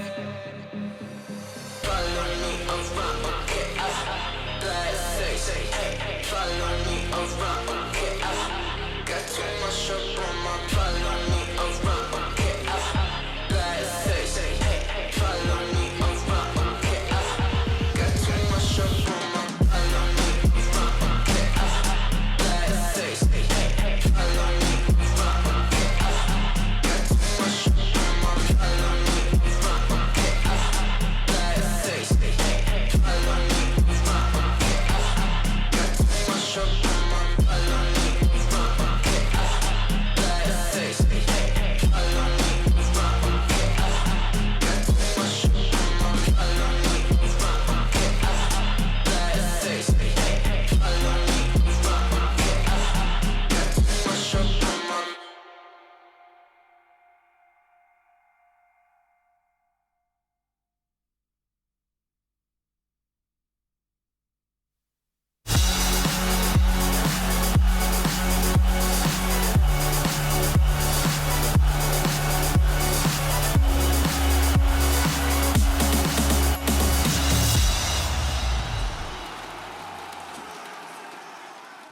Team Spirit seemed to be taking a bit of flavors from the Chinese region, picking up both the Train Protector and Ursa, heroes that have been more successful and more popular in China compared to either of the European regions, and they looked really good doing it too. What do you think, Kyle? I liked it a lot. I think a big difference for this performance comparison to a lot of the games Ursa lost so far this season, this region, was the build, because that's taken straight from China as well. The Diffusal Rush, that's what makes Ursa so damn strong. It's the highest damage per gold item, especially when you consider you have the burst of the overpower coming in. It's excellent against Medusa. It's like, this is how you play the hero. None of those Battle Fury shenanigans. Yeah, and it was methodical, right? Just like 9 minutes. It's literally like I watched a bunch of these replays of these Ursas because I just wanted to see how it was. It's 9 to 10 minutes, get the Roche, get your Diffusal 13-ish, go play super aggressive, wait for that second Roche respawn, try to take a fight, boom, boom, boom. It's literally flawless, yeah. Well, since we're already on the topic, we do have Robson, who is going to be able to break down those item choices further. Yeah, so starting the game off, I think Extreme's approach to trying to pressure this Ursa, it did look pretty good. You see all 5 heroes here, quite far away from the bounty runes, but look, they got 3 quelling blades, one on the Hoodwink, one on the Ember, one on the Centaur. They're doing some great little cutting tricks just to try and remove the Trident Protector from the laning phase. Again, trees now respawn after 3 minutes, not 5, so this isn't as effective as it used to be, but a nice little start to the game with Extreme kind of keeping aware. And that, you see here in these replays, the tree never really gets into the lane, so it's a lot of pressure on Yotaro.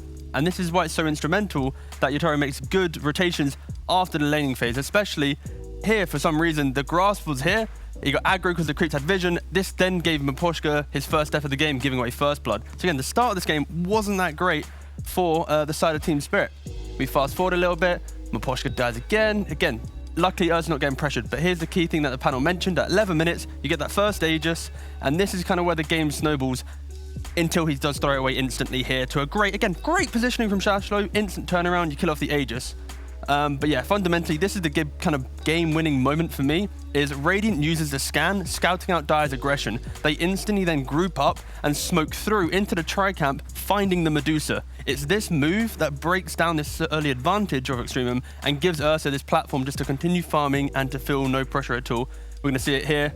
They have the scan, they instantly smoke up. We're going to quickly fast forward through, and then here, with just supports, with no Ursa, instantly blowing up the Medusa. And this is where the kind of the story of the game begins, because if you look at the items of Ursa, the beautiful Yasha, the move speed, the mana burn from the diffusal, he can always lock on to this Medusa and just pretty much 1v1. In this replay, we're going to have the Tide Hunter coming in as well, and they just double lock on, and it's just that aggression, it's key. And this is only working because of the team moves from Team Spirit that they made. And then finally, I found this Roshan really, really clever, because he commits to it, but then he doesn't like it. Centaur pokes in, instantly leaving. And if we see here and we toggle to Dire Vision, where is the Ursa?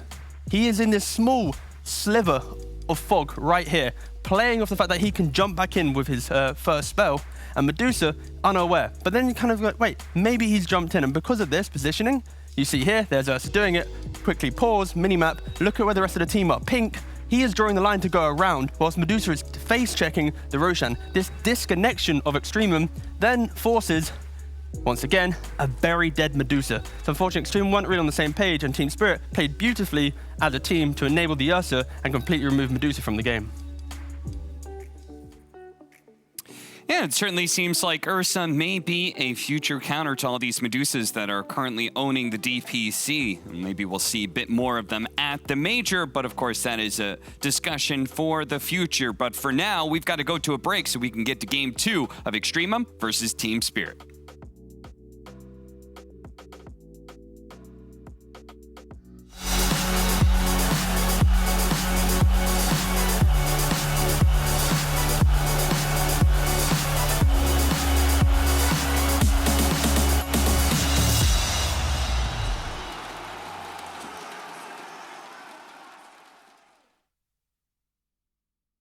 Seeing the stars reminds me of you. Oh, oh, oh. You left me with scars, but I know that one day you'll see it through. You give me air to breathe, you give me light to see. Oh, when things are out of reach, you bring them back to me. Back to me. You see it through. You see it through. You see it through. You see it through.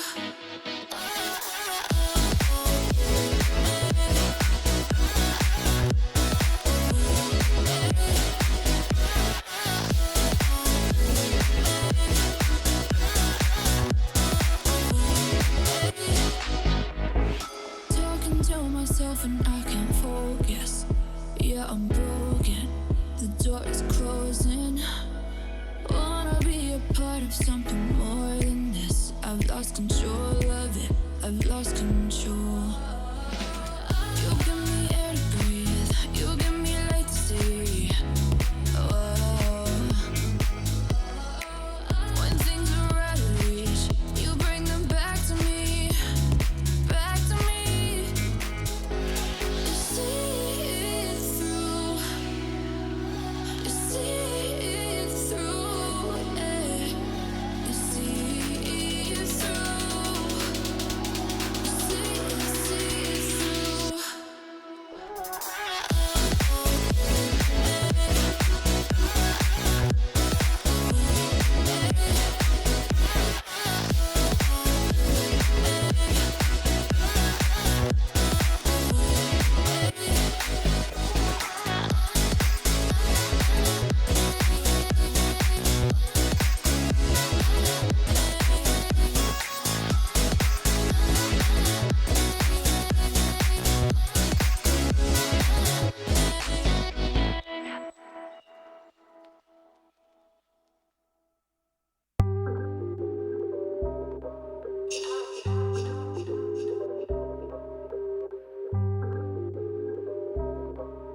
yeah.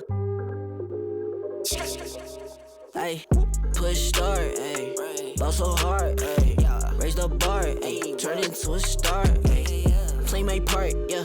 I aim too far. I do it big. I keep it large, okay. Live it up. Cause it's fake, better give it up. Young, but I feel like I've seen enough. Numbers going up, better.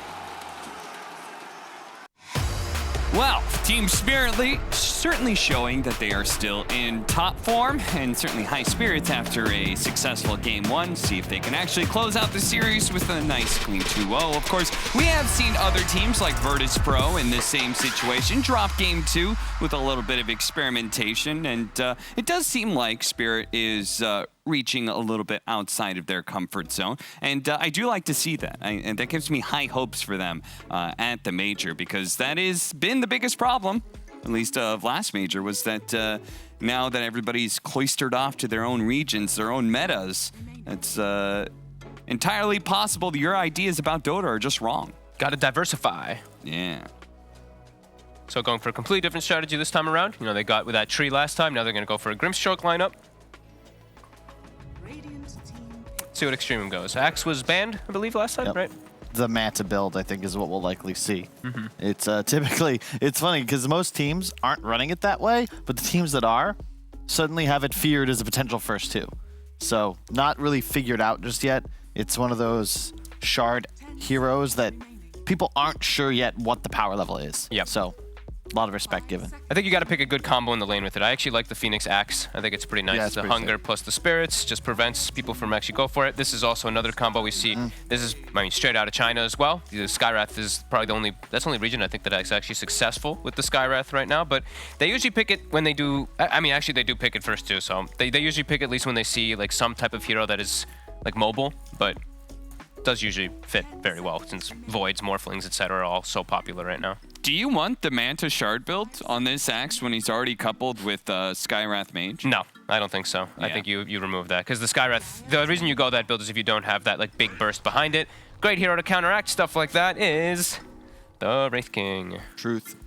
So yeah, maybe we're even back to going to the Manta Shard? Maybe, honestly, right? Like if you want to so. go for a secondary go rather than just committing your whole kit onto a Reincarnate.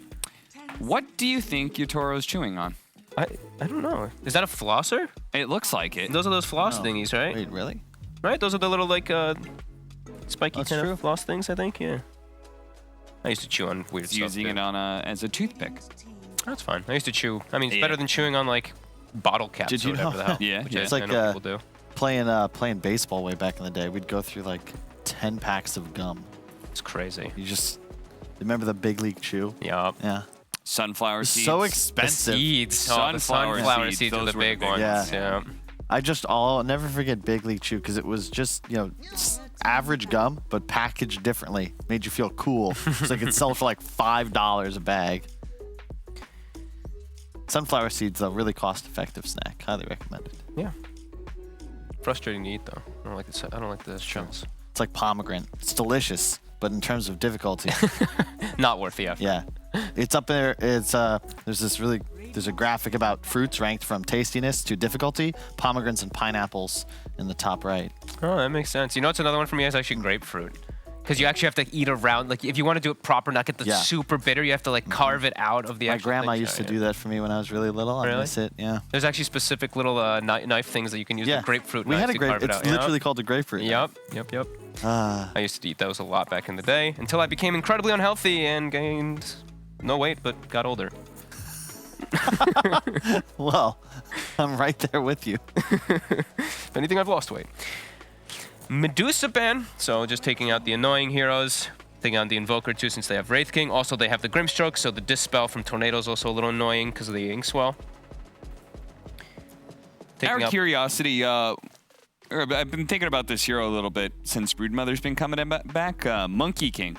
What happened to that hero? Because it used to be really big meta hero last patch. Over nerfed in my opinion. Actually, Ags just is dead. Like it's it doesn't work when you're not close to it. It doesn't work when you're dead. Like, it doesn't work on Roche. There's just like so many different things that just got like butchered on the hero. It's also just timings, I think, have changed. Like, Boundless Strikes cooldown so long. I think I was talking to Brian about it. You just never really know when to use it. If it's too early, you can just die. If it's too late, you're useless.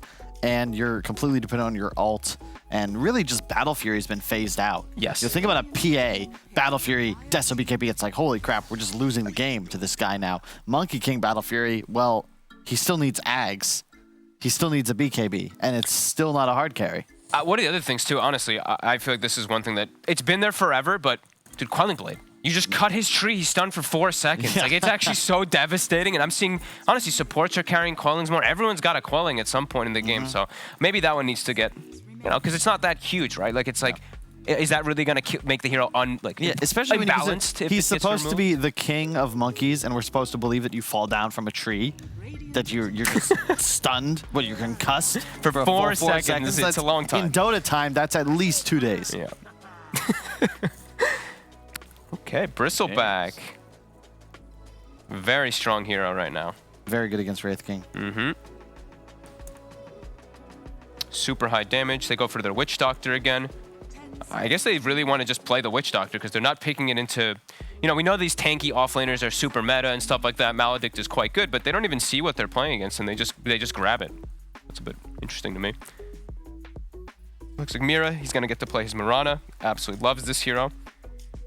He's already got set up with it too, at least in some of the lanes with the Wraith King, so they can also pick some other follow set up for it too. Dude, at least he's being healthy. He's being healthy. How many people don't floss? You know, look at him go. Yeah. Take care of your teeth. Take care of your teeth, the other one. Stretch and floss. There's a lot of health maintenance is maintenance. It's true. It's not the cure, it's the prevention. So Extremum, they look like they were planning this Bristle pick, though, right? Looking at the bans now, it makes more sense. I was wondering, like, they banned out the Timber, which makes sense versus Axe, but now it makes even more sense. The percent-based damage from Death Prophet and Timber, and then also they ban out the break mechanic. Yep. So let's see if Spirit goes for any other type of break, or if they're just going to itemize to go for it. Because we do still see some Silver Edges. It's quite rare, but it's a good mechanic, at least to deal. They also have an LC available. It's quite nice It's true. as a counter to Bristle. You just force him to face a direction, and you don't really mind having something to clear off the silence either. Yeah. I like the Tiny, likely just mid. 10 seconds remaining. I don't think Bristle is strong enough yet where you're like, oh, if we don't have break, like we're just gonna lose the game. It's more that if you have break, Bristleback cannot play Dota. Yes, that's very true. So I did the math on 4 seconds. What does that equate in the Dota universe into an actual day? So if daytime lasts 12 or 5 minutes, right? Yeah. Until nighttime cycle, let's just say 12 hours then, right? So if you are stunned for 4 seconds, that equates to you being stunned for almost 10 minutes. Yeah. In the real world. Damn. So if you do fall off a tree, you know, but he's supposed to be the Monkey King, so that's quite a long time. I mean, that does sound about the time it takes to recover stun from. Is 2 seconds. It's legit throwing a sledgehammer. Thank you for the math, Cap. I love it. I actually appreciate that one. Yeah, it got I feel like monkeys don't even fall. Like, don't they have a different? What's a terminal velocity? They're slower. They don't even fall as fast as we do. I bet it's pretty close. Wait, what did you say? Monkeys don't? Isn't that like cats?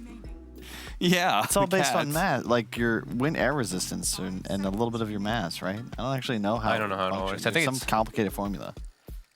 I'm going to say it's going to be pretty close, seeing as we're quite closely related to monkeys. But they have a lot more. They have fur. You got your band. Some of us do have fur. I don't know if you've seen Fog's chest, but a typical orangutan is going to have a lot more hair. That's true. I'm not a very hairy-chested man. Legion band. So you got your Legion band? What? I don't. What do you want me? What do you want from me? No, they had a comment, but I swallowed it because it wasn't appropriate for the broadcast. Wouldn't be the first time, Kyle. Wouldn't be the first time. It's the filter I've installed slowly over the last 4 years. So they're setting themselves up for a good matchup in mid. That's why I see that Bat Rider ban makes so much sense. That's one of the better ones versus Tiny in mid. Actually just ruins the hero. Let's see if Extremum... Do they want to put the Bristle mid, or do they just opt to put it safe lane? That's the other thing I'm wondering. Depends on the matchup for sure, but I would think mid against Tiny. Yeah, same. You just farm the easy camp or steal Tiny's easy camp, pull creep waves over. Not really much you can do for it. Utilize bottle well. Ooh, yeah, really coming. strong. Love this pick, actually. It's really good against a Bristle because you force him to itemize now way more defensively. I think when Bristles really pop off, they have either Vanguard or Hood, Sanjin Yasha, maybe even an Axe, and they're just running in. Whereas this allows you to just straight up duel, hit him in the mouth. There's not a damn thing you can do as a Bristle. You need a Lotus now ASAP. Yeah, you need to get some type of like plate mail, and somebody needs to build medallion, throw it on you as well too. You need all the type of protection. Yeah, I like it. I hate having it because the thing is, you're typically not far enough ahead, like to go AC or Shivas, and if you go for a Lotus, your damage output disappears. Yep. So it just feels awkward. No, I like that pick a whole lot. Opens up the whole map too. Opens up Roche, objective taking. Still some limited tower push, only the Wraith King, but it's great. Yeah, great lane with a Mirana as well. Yeah. Very aggressive. And this makes me want to play some Dota. Should queue up when we get home. I plan on Slaughter Mirana like all day. I pick Mirana almost every game if it's not banned actually right now. One of my favorite heroes at the moment. All right, what's one of Extremum's go-to heroes for a mid lane? Ooh, unless if it's not the Bristle mid, you want to get a hero that's good matchup versus Slardar, which there's not that many of these melee carries. They do get countered. Do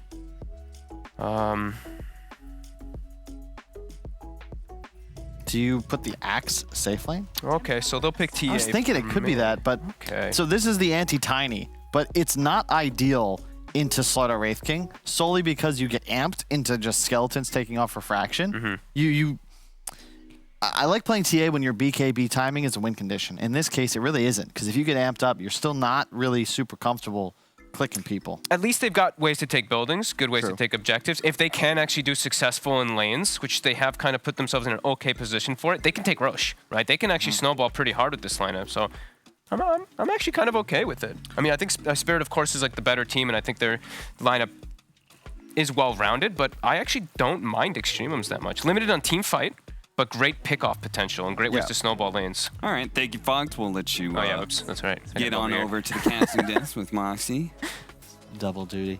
I agree with pretty much all of his points. Like, it gives you a win condition. I'm a big fan of just TA as a general hero concept because you can always find a way to win. You get Ancients, you get Roche, you get tower pressure, you have a dominant lane matchup, and really Extremum could come out ahead in all three of their lanes. The question is that going to give them a big enough advantage to stretch into towers, into map control, and then an eventual victory? Because later on in the game, I think they're going to start to fall off. Yeah, that is one of the dangers, right? Is losing early map control against this Wraith King. Like, they got to make sure they get their Ancients. They got to make sure they get this Roshan. It's kind of a snowball line. Yeah, right? And I'm concerned about like some armlet AC build on the Wraith King, and suddenly you're not able to kill anything. If you look, yeah, sure, you've got Axe Spin and a Skywrath, but effectively all of your core's damage output is physical. So if you can survive through the onslaught of a TA and a Bristleback, you're kind of done for. In addition, both heroes need Ancients to really accelerate. They can't both take them. You're also very dependent on your supports for damage early on.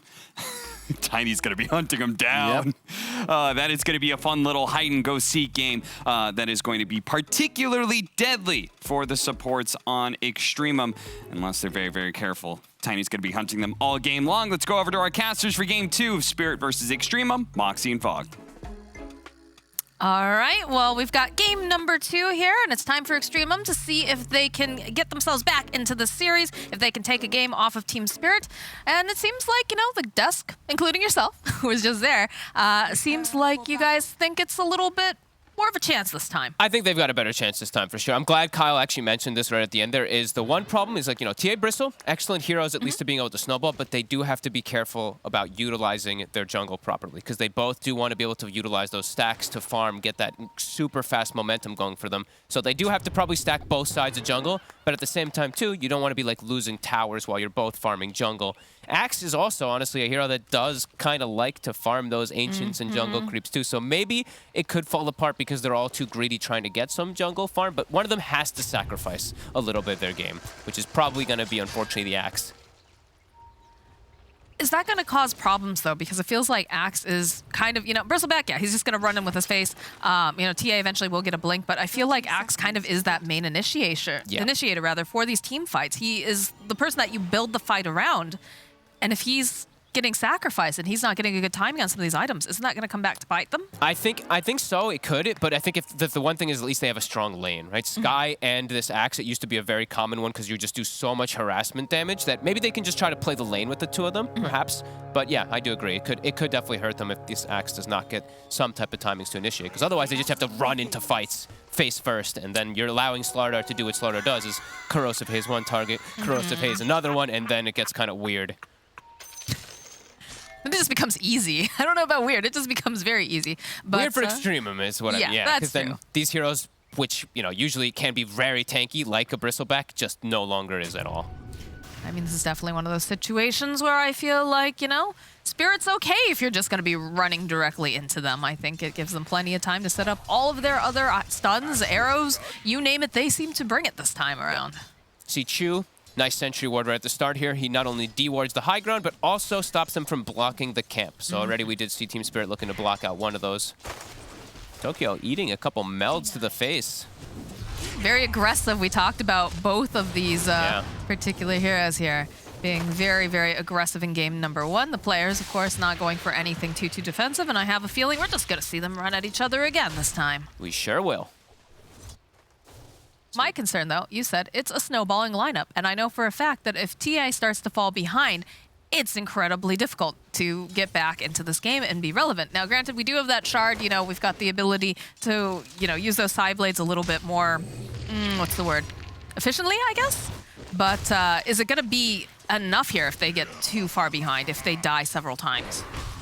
No, they have to. It's play ahead, stay ahead, really, for the side of Extreme. I think if they make like 1 or 2 slip-ups in this game, it could quickly crumble out of control. So, gotta play clean on Extremum.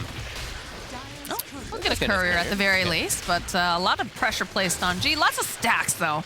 A lot of that goo over here on Collapse. Goo, one of the better level 1 abilities, but he's dead. The wind up, it's set up perfectly, and that is a dead Nefrit. He's sticking around so low next to this Slardar.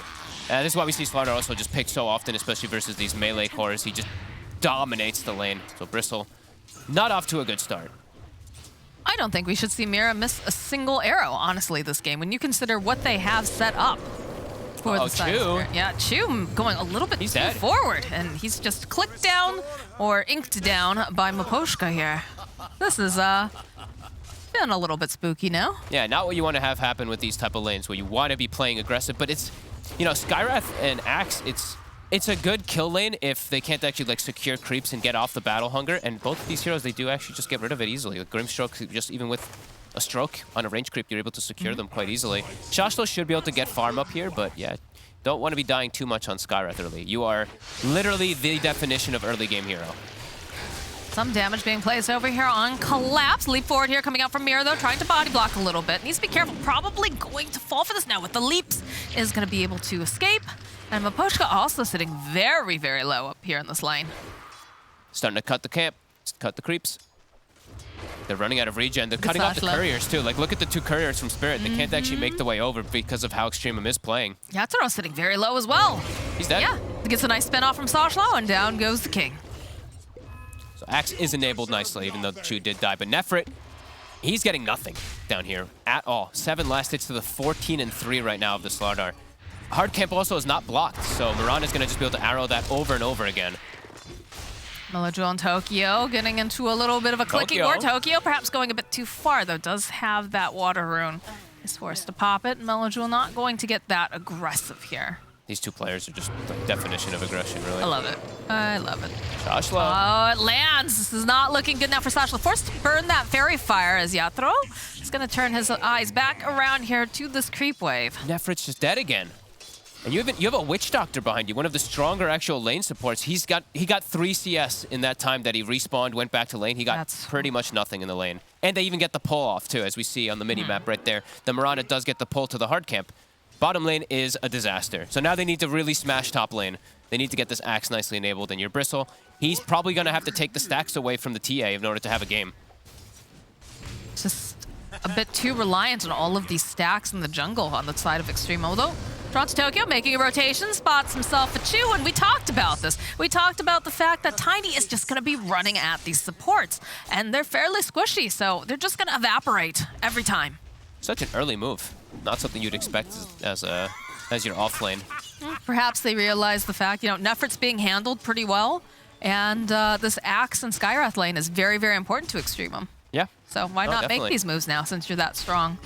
Get a faster Blink Dagger. Yep, and the lane also in mid becomes very difficult as that TA gets like level 5, level 3 refraction. You can't really do too much as a Tiny versus it. Once you've got Grow, you at least can deal with the harassment of that high physical damage, since you will have that like huge jolt and bonus armor, but yeah, nice move from Tokyo. Nefrit's gotten 4 more last hits, but this is, it's never good to see for your Bristleback this early on. He's got 3 CS a minute at 5 minutes. That's, super far behind. Abysmal. Shashlo's got Vanguard, so he still is timed nicely at least. So he's just going to do the cut, but then that also means Wraith King's going to free farm as well, so I don't think you're too fussed about this on the side of Spirit. It feels like they needed to be a little bit more, I don't want to say aggressive, but more successful in this top lane with the Axe and the Skywrath, though. Because like you said, even though Sashlo is having a nice timing on that Vanguard, he's still allowing the Wraith King to free farm. And this is a hero that farms very fast and also takes buildings as well. Yeah, there's a reason I'm not really a huge fan of the Skywrath in this region right now. It takes a specialist. It takes someone who absolutely knows the literal full min-maxing of it. And I've only seen, like, honestly, Xingqiu. XNQ from China right now so far. He's been the only one who's really impressed me on the hero. Chu, I've seen him try it a couple times now, but yeah, unable to really pressure the safe lane much.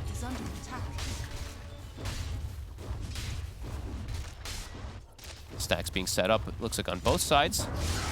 Gonna try to make some moves. Do get the silence off, but Yatro will be just fine as he turns around, throws out Wraith Fire Blast, and is just gonna run away here. Over to Maposhka. Gets salved up. Tokyo staying in the mid lane to make sure he doesn't lose his tower. And the Wraith King also nice little play. Doesn't panic, he instantly turns, kills a creep when he's hungered, so they can't actually chase him more. Now TP, Mira. Maposhka trying to get into position here. Mira hiding in the tree line. He's like, I really want to arrow this catapult and steal your CS, Wraith King, but looking to set up for the gank. Can they take advantage of this at all down bottom? I don't know. I feel like Collapse is just backing off. He realizes, okay, I'm not as strong as I was before. I mean, this is nice for Nefrit, right? It gives him a little bit of space so that way he doesn't have to be worried about arrows flying at his face the entire time, but he is quite behind. Yeah, I'm surprised Collapse if he does stick around here. I think you just jungle a little bit. Yeah, just hit some neutrals because of how efficient the bash is on those neutrals. You're able to just farm it and deny it away. G also has to be a little careful of how much damage will come out from this Did you see that? That's just, it's going to be a solo kill. Dead. Ooh, we talked about the Tiny being scary, but this Slardar is exceptionally scary as well. Rotation now over to the mid lane. Just going to do a little dewarding.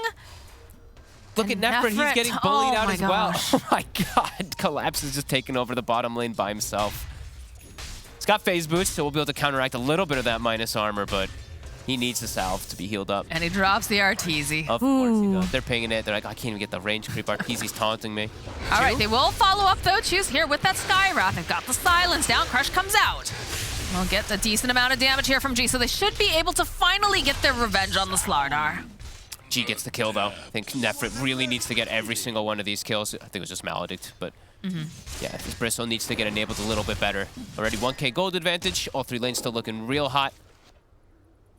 And how's our stacks doing? I see TA already starting to work on some of them on the side of Extremum. Yeah, those Ancients.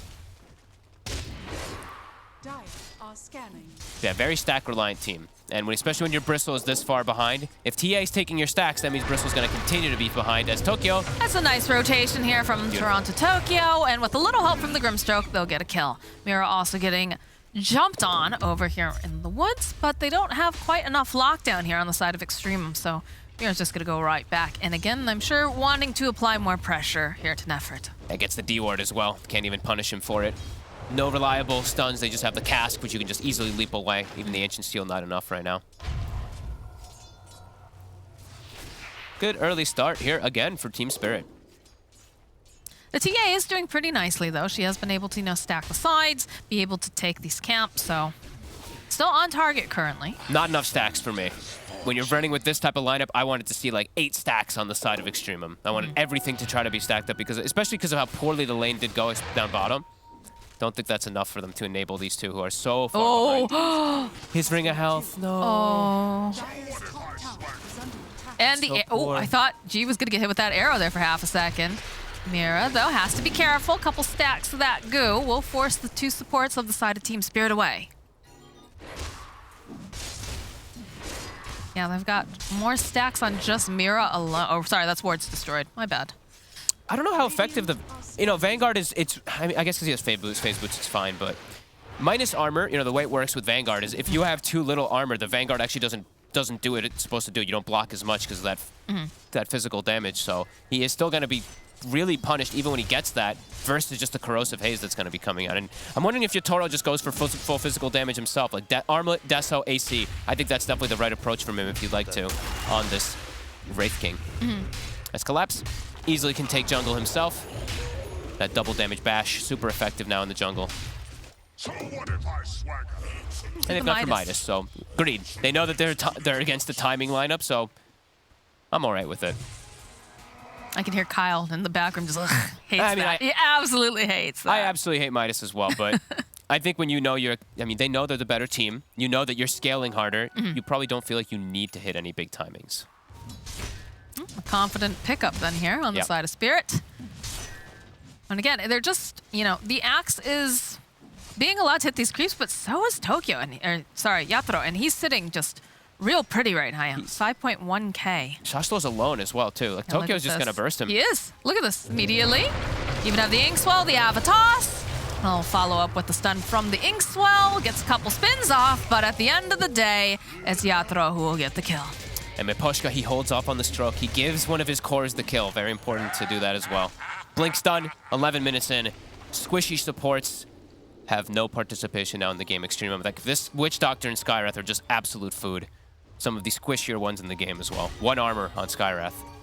Might try to make something on Mira here, but they do have to be careful. Yeah, look at this. Immediately leaping away the second they see him. They'll get a cast bump off, and they'll follow up with the Mystic Flare, but there's just no way to hold Collapse into place right now as they'll follow up. They go back in. They had a teleport come out. And this is the concern where if your TA takes the stacks, then that means that your Axe isn't going to have any type of initiating tool. So it's really up to Extreme just to like walk in to go for these plays, and now it's double Blink Dagger on Spirit. Nothing like the position one ganking in the mid lane. It looks like Melojul should be able to survive this though, as G is here. And he'll throw out a cast, but he might end up dying for this because he does indeed get stunned. The Stroke of Fate coming in. He's got the Voodoo Restoration. They need another hit, and they're not going to be able to quite find it. Barely gets away. Nefrit will at least get his time to get that Vanguard. Needs more armor. Armor. I wasn't sure Tokyo was going to go chasing after him there with that haste rune, but you have to blink online. We talk about the fact that Axe is going to have to literally kind of stroll on into these fights, whereas this Slardar, he can take a fight whenever he wants. Sure can. And he's going for the enabling build. I saw he has Solar Crest queued up next, so all about buffing up his Wraith King. He's already got the main item that he needs in the game, so I like this approach a lot from Spirit, especially because we did see Wraith King go more greedy route. Now they can be super active on both of the other cores because of that greed. So Deso is done. Melojul still does have a good timing on that, as we were mentioning. He's the only core really having that great game so far. Out to Tokyo with the Inkswell. Does miss on G, but he'll follow up with the toss into the air. The arrow probably not even necessary as it whizzes past the face of that TA. Clean again from Spirit. 8-2. Already starting to invade the jungle. Can't quite make it toward that ancient side just yet, but that is definitely the next thing on the menu for these Blink cores. I just think it's so funny the fact that they're playing so aggressive, but they haven't taken any towers just yet. They're just running after the side of Extreme currently because they know they'll have that. Hey, look at Nefrit. Like he's so afraid. He's going for a cloak as well. Wait, what? I mean, you definitely don't want to build a cloak this game on your He's so afraid, dude. I mean, it's effective versus Tiny and all that, but you're just going to get... I don't know if you have the slots to go for this item this game, but see if it does work for him. Just a casual, perhaps. But Sashla does have the Blink Dagger completed now. Okay, so now they can actually look to make some aggressive moves. Got to get some successful ones with Chu. Maybe even set up for that Roche because the Deso is there for Melojul with the goo. Should be able to sneak this one. Set up for the double meld. Might catch Spirit off guard because he's going to die so quickly.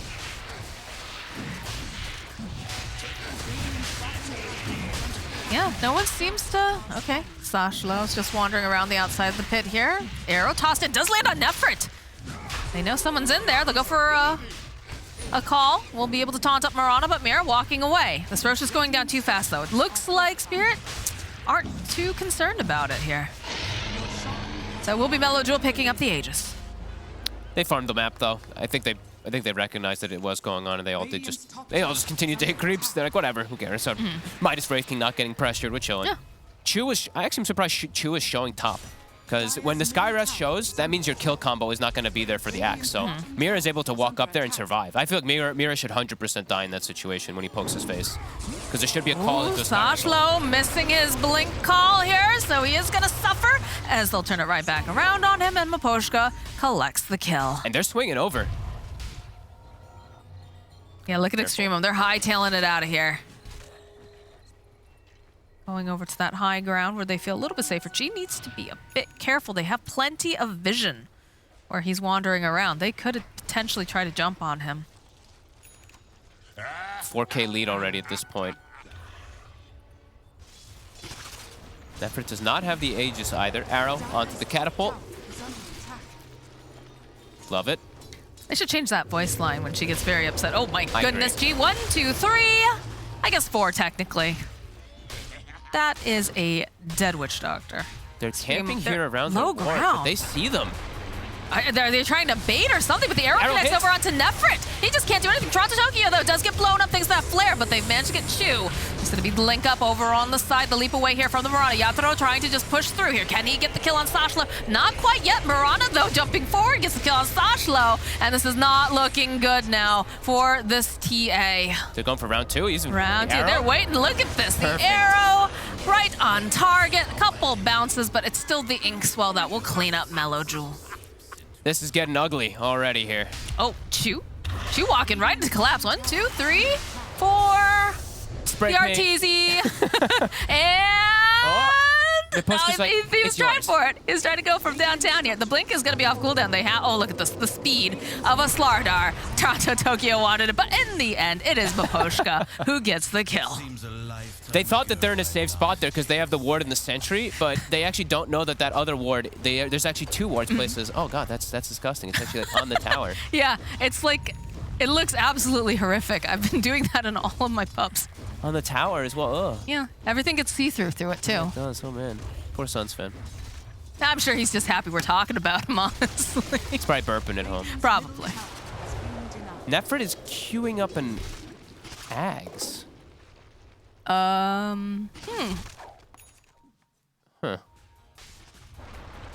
Okay. Not a fan. Good item, but you need to get something else in between. You need more armor, as we're seeing. Like, he just gets shredded in a couple seconds, so... I would have liked for him actually just to go for his own Solar Crest or just a casual medallion into something else first. Like, this itemization is a bit weird, but they are just getting steamrolled, to be honest with you, so I don't even know if it would matter what he does pick up. But yeah, that's a bit of a weird one as Mira. Beautiful timing on the arrow. I mean, you keep talking about the itemization, just the fact that he doesn't have much armor. It's pretty difficult when you get jumped on by the Slardar, and we're seeing that. It's all physical. Well, it's not all physical damage, but it's mostly physical damage when you see the Slardar and the Wraith King. So, you know, the Aghanims, as we saw, no, it is very busted on a hero like Bristleback. If you're able to take a long, continuous fight and get those stacks up, you're not living long enough. Able to do it. No, it's no. I mean, the game is pretty much out of control here. It's 3-15. I think Radiance is already done for Wraith King, and Team Spirit have effectively destroyed the whole game, where Extreme wanted to get some momentum with Aegis. They actually lost momentum because they lost the fight completely as soon as they picked that one up. Spirit, yeah, Vision. On point again, as they tend to do. Echo Saber also now finished up for the Tiny, so more physical damage. Spirit Vessel also done on the Mirana, so their HP is no longer tanky either. In some cases, your HP was not really there in the first place. When you look at these poor supports, the way that Slardar just jumps on top of them and just takes a couple hits. Both supports just die to either one of them jumping, the Slardar or the Tiny, and soon the Wraith King. I think if Wraith King gets Blink Dagger too, I don't know how you can even walk up as a Witch Doctor or Skywrath. I think you don't. I think you hang as far back as possible and you pray that everyone else in front of you gets a good initiation. He's committed for the Ags. Well, we'll have to see if it works out for him here, but it definitely feels a bit scary going for this item. Yeah, I'd actually like to see the Axe give him the Arcane Ring even. Just any type of little bits of armor. He needs it so badly on Bristle. Sure, Axe needs the mana, but the game you have to enable your Bristle a little bit better here so that he can actually survive the burst, the brunt of the force, so he can actually get consecutive spells off when he ever does get the Aghanims. Sure, they'll have more items coming up soon, so they do have that 17-minute tier 2 items up now if they can get them.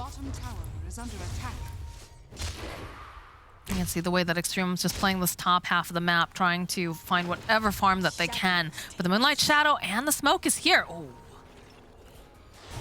Run right by each other. Yeah, they definitely do, and only one of them is going to be able to run away here. And that's going to be the side of Spirit after they do a quick hit and run on 2 heroes. Ooh. Okay, they rip it down. This is brutal. This is just painful to watch, really. Sashlo's jungling enemy side around the vision that he does have, but Spirit, precise hits as always. 3 to 17, another one. Easy kills. I've been in these games before. I've been that support that gets blown up by the Tiny. It feels awful. It does. Melo's having, like we said, he's having a decent game, but the other 2 cores are just completely out. They can't do anything versus Spirit. I mean, he's having a decent game just because he's not dying. Yeah. Like, let's be really honest here. Melo has been finding the, the camps to farm, the creeps to hit, but when it comes to the actual fights, he's just had to play it so incredibly careful. He can't full-on commit a lot of the times. And when he does, he ends up with that death. Yeah, and they've already got items to prepare for him, too. Like, Miposhka's got Ghost Scepter already at this point of the game. Very early on for a Grimstroke to be able to get that. Mira always has the leaps to be able to rely on. Also just innate tankiness now from that Spirit Vessel. What do you do, Extremum? You immediately get stunned, and look at Collapse waiting patiently, waiting for them to try to make a play here onto Yatoro. They've got Solar Crest already. Already tossed out. These Goos, not as effective either. Same thing for Quills, already kind of counteracted because the Slardar went for this early game build. Which I love. I like when these Slardars are actually doing this lately. I mean, the fact that Spirit walked up there, hit the creeps, started taking some harass, and are still able to just be like, meh, and walk away, really tells you the whole state of this game. Yeah.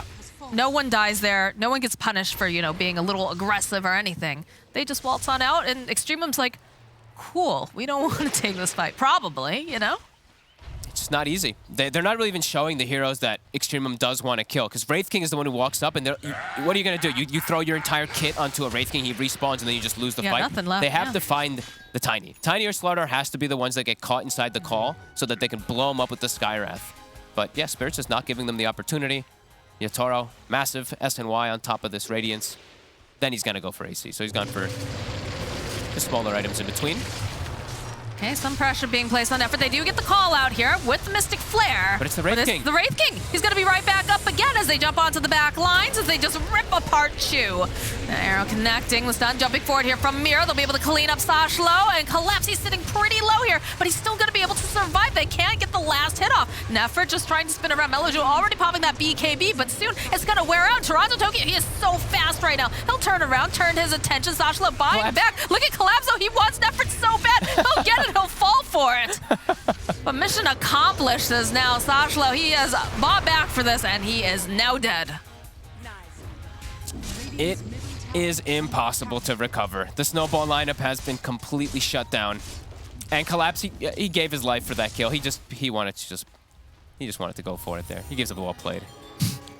Bristol has Ags done, but yeah, as we said, doesn't feel like it'll matter. I think a trap gets the kill. The trap, okay. Onto the poor Grimstroke. They'll tip him for it. Collapse is having a fun day. 14K lead, 23 minutes. It's actually worse than last game. Which is funny because we thought this draft possibly had more promise, I guess, than the last one. But again, they went full greed, and Spirit, realizing that they went full greed, matched it with their own. Now it's a 14K net worth lead at 23 minutes in. And the game just seems almost impossible here for Extremum. Yeah, they get the call, but it's like I said, you cannot get the call on the Wraith King. You have to get the support to the other heroes. He eventually does die, but look what you lose for it. You lose your entire lineup. You lose Chu almost immediately. Yeah. Your initiator dies. They try to back up, but he's the tanky boy too. I can't believe Collapse, or not Collapse. Or yeah, no, Collapse when he survived like during that until he got to the point of just the final quill, right? I mean, he wanted it gives too his bad life for it. He got the XP too, so he'll say it's worth it, which it is, absolutely. And then Sashlo just gets left high and dry. He bought back for that, and the rest of the team's already dead or just not in the position anymore. Barely even a smile. All in a day's work. Mm-hmm. Tiny with a Manta, okay. Look at this, the Roche is up. They have the traps in the pit. We'll go for a smoke play. Gonna see if they can try to wrap around here. They can't team fight. They're gonna. I mean, they have to catch the squishier heroes in the front line. I mean, Maposhka is presenting himself right here, but follow up here from Yatoro. He's got the Inkswell on him, the arrow coming in. He's just stuck in this tight canyon here. Followed up with the Stroke of Fate. These big old crits coming out. Nefert is just sliced into pieces. They do manage to get the courier, but Toronto Tokyo finds himself Meloju, who's forced to pop the BKB. If they had a little bit more physical damage, he wasn't gonna make it out alive at all. Eschew gets brought down to just some hits, and Shashlo, he has to run away. Hightailing it out of there. Yeah, they can't win a fight, so they're too far behind. Everything's gone wrong for them. Shashlo's good start. Only lasted for a few seconds, it feels like. And that means the Roche is available for the taking, so Team Spirit will take it with open arms here. Easy. Easy game, they say.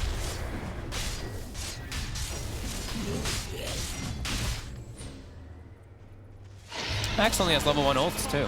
I mean, it doesn't really matter, but maybe misclicked inside the team fight. It's possible. Man, I just am not feeling the power of this Bristleback. Those two deaths in lane, that's like GG, honestly. If you're playing with this type of draft and you get killed like that in lane, he had 14 CS, he had 15 CS at 5 minutes. Yeah, and as a Bristleback that's supposed to be a lane dominator, that's a big oof. And he didn't get to farm any stacks. Like, the key thing about Bristol is getting him to snowball and get that far ahead, but... Okay, they should be able to get a pick off here. Nice dunk over onto Mira, so won't be any pesky Mirana to have to worry about for a little bit. Collapse just instantly spams chat wheels at his teammate. They don't mind that death. It's just the Mirana who goes down. 19k gold lead, BKB Slardar. Cruising through the game. Are indeed. Poor G, he's just trying to get whatever he can, but the second he shows up on a creep wave, Toronto Tokyo just evaporates him. He knows he's dead there too. He's just like, let me get like 1 or 2 creeps with this cast. Look how much gold he actually gives anyway too. 356 when they're this far behind, still gives so much to a solo kill. AC soon on the horizon here for Yatoro. Level 20 as well. Some crazy levels coming out for the whole side of Spirit on these cores. What levels are Slardar? Do we have a level 3 Corrosive Haze just yet? About to.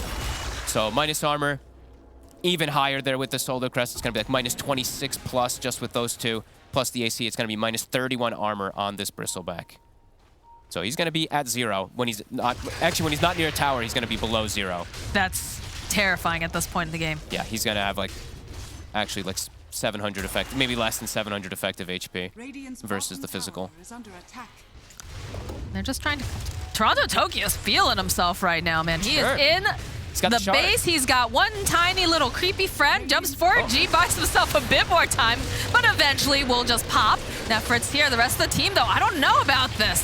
Yatoro jumping forward. They do have the Malediction over on Tokyo, and the BKB coming out here from Meloju, but he's already popped it. They're not even chasing after him right now. Nefert has to be very careful. They actually missed the arrow on the stun. Sashlo finds Collapse, but they do take down Shu. Nefert is just getting clicked down here. The jump forward, the tree coming in. And now the chase is on. They're going to push Extremum all the way back into their base and out of the game with the GG call. Easy for Spirit again. Just clean. Great draft. I really love that they actually finish it off with that Slardar. And yeah, it's just a stomping, really. They just swooped from lane to lane, killing everything. The TA got farmed, but it was just the TA, as we saw. Shashlo also buying back in mid, killing his net worth. And yeah, Extremum totally disconnected, and Team Spirit, again, just looking like a very formidable team. Even when they're in this type of matchup, they don't show any weaknesses. Yeah, and this is a team that's proving that, they are ready for this major. They're obviously, going to take a little time, probably going to practice some more, but they're looking very, very good this season. Last season, they were looking a little bit shaky, so it feels like they figured out the meta very well. They've got themselves composed together, and they're making all the right moves, and I think we're all going to be very excited to watch them at this upcoming major. Yes, we absolutely will. Both them and Virtus Pro looking very good, and high hopes for them at the major for all of Eastern Europe. After all, need those teams to be able to do well. The better teams do within your region, less teams you have to compete with when the TI qualifiers come around. But we'll talk about that more in this great match after the break.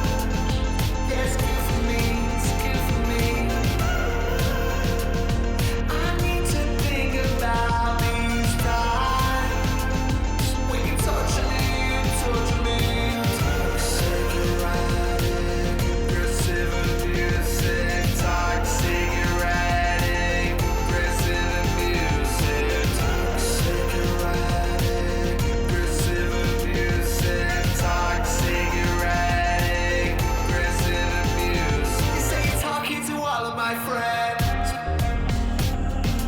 Oh, where will it shit?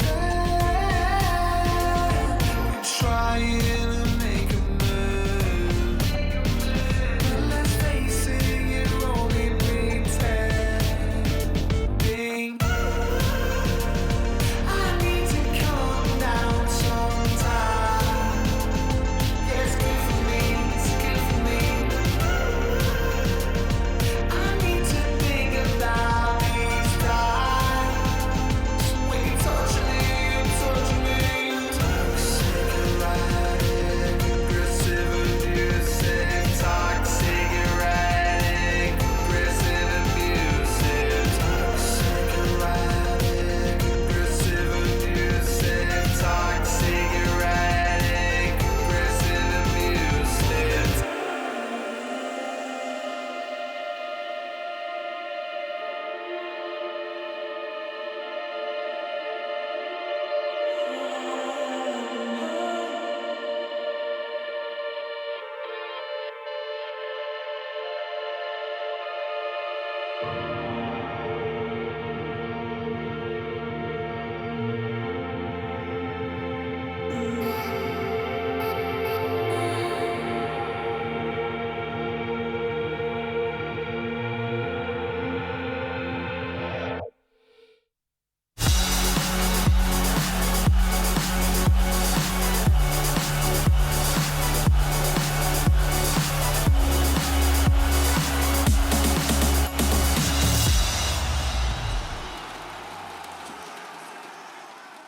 That was the second game. It was worse than the first. Extremum getting stomped very, very hard. And Team Spirit, a little bit of light warm-up for the major to come, I guess, as they get a nice clean 2-0.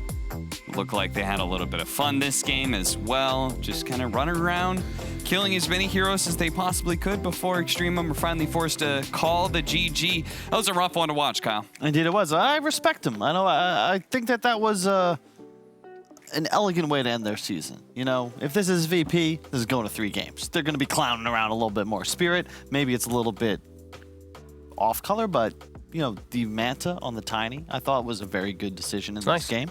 Like, they did different things, but they were thought through. They were still definitely trying their best. Yeah, it was thorough. Yeah, pristine, thorough. I love the draft. Aggressive. They didn't let up anything. They gave, what, 3-4 kills in the game? I think it was 5. 5, yeah. Super little. Just, yeah, it's clean again. No and it all comes from a really bad start from Extremum. The laning phase was particularly rough for them, and we've got Robson to be able to break that down. So unfortunately for Extremum, they started off the laning phase suboptimally, to say the least. When the first wave met, Collapse was able to aggro back the wave, and he instantly was starting to hit down the creeps. But Nifrit on the Bristleback with this broken goo just kept spamming it. And this disparity in farming creeps gave level 2 advantage to the side of Spirit. And again, Nifrit, when he has the Maledict up on G, they're applying pressure, Mirror TPs away. The key thing is though, when Mirror TPs away, this is what you should learn from, guys. Do not TP back to base. Look where he is. He's playing at the tower. That means he's active in the lane and able to continue pressuring. Because if you TP back to base, Slardar most likely would lose this lane under the threat of Witchshooter and Bristleback. This then leads, if we fast forward to here, for some reason, I don't know why, Nifrit is pressuring a level 2 Slardar. Maybe he didn't expect the Mirana still to be in the area, and because of that, he gets arrowed. That is your first blood. Moving on, we have the same situation here. I think Mirror beautifully on the Mirana, just pulling the camp, just annoying Nifrit, not really getting much farm. And once again, steps up out of position, instant arrow into death. So this laning phase, you're now 0-2. And the main thing here is when you're Bristleback and TA in the same game, your recovery pattern is farming the Ancients. So this is where if we fast forward, TA, stacking the Ancients, not a support. Why is she stacking it? It's because she's the one farming it. She's farming both the hard camp and then the Ancients. That forces little old Bristleback to keep playing this dead area of the map where he's not really getting much farm. Pretty much now kind of a supporting off-lane style Bristle. Meanwhile, you have Toronto Tokyo on the mid lane being active, killing, which was the top net worth axe.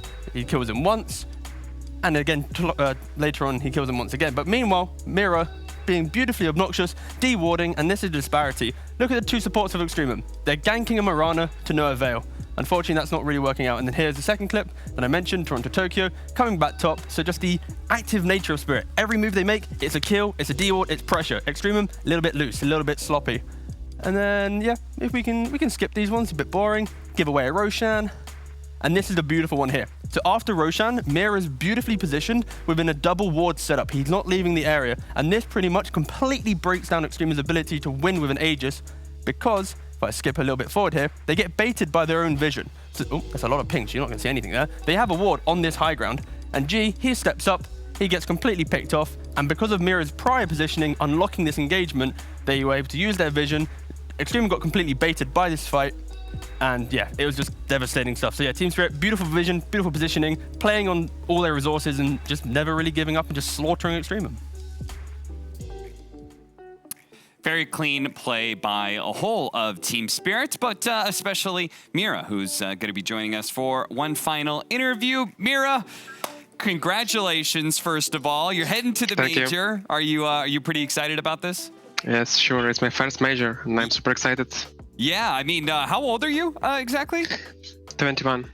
Nice, and you're going to be heading to your first Valve major. It's did you expect this to happen this quickly when you were first starting off and trying to play professionally? Not really. I think that I'm pretty bad to play on a major, but now I guess I'm ready for it. Well, I'm glad to hear. What was your guys' mentality going into this game, knowing that it doesn't really do a whole lot? You guys treat it like a scrim? Were you guys experimenting a bit?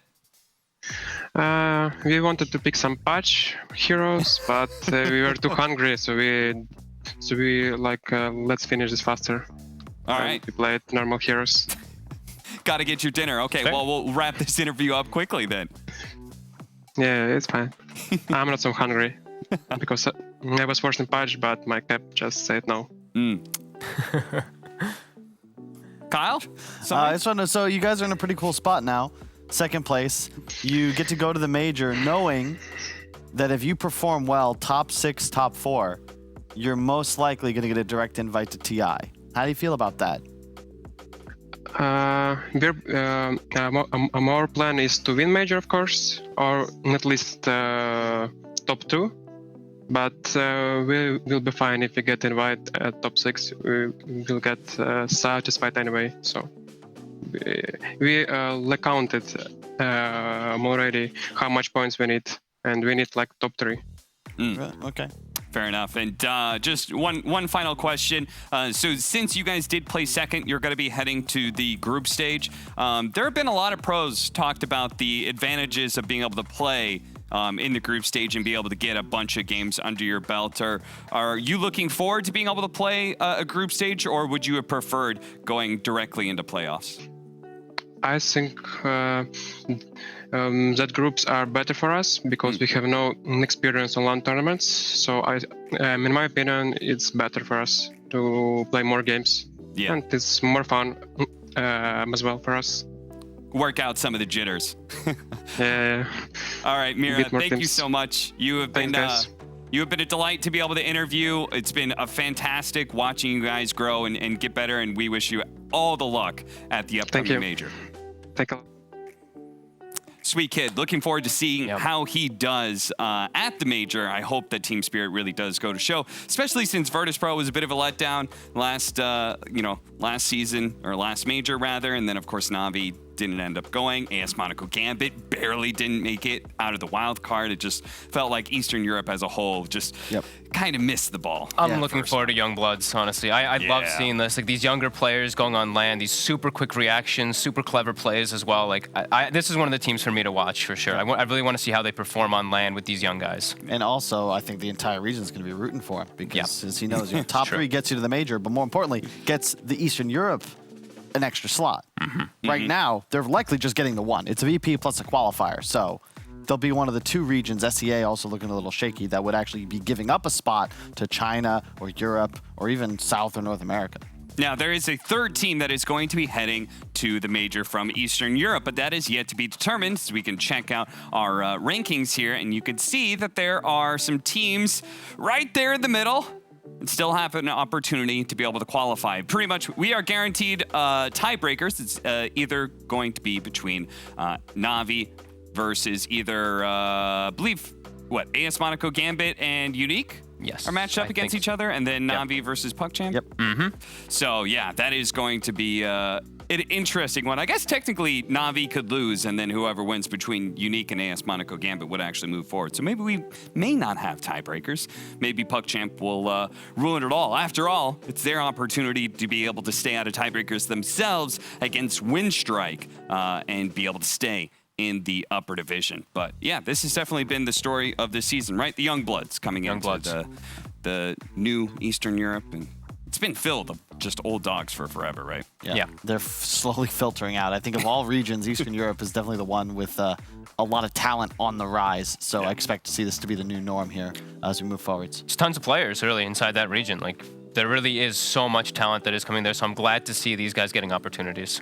All right, let's go ahead and make sure that I got the matches right by checking out our schedule for tomorrow. AS Monaco Gambit is going up against Team Unique to start the day off, and then we have Na'Vi versus PuckChamp to see whether or not we're going to have tiebreakers. That is the final day of ESL One for the Eastern European Division for the second season. One last broadcast to go, and then maybe tiebreakers. But other than that, we're wrapping up a year of DPC. After this, we've got the major, and then there's nothing left but the international. So be sure to tune in tomorrow as we wrap up the show. We'll see you guys then. Good night.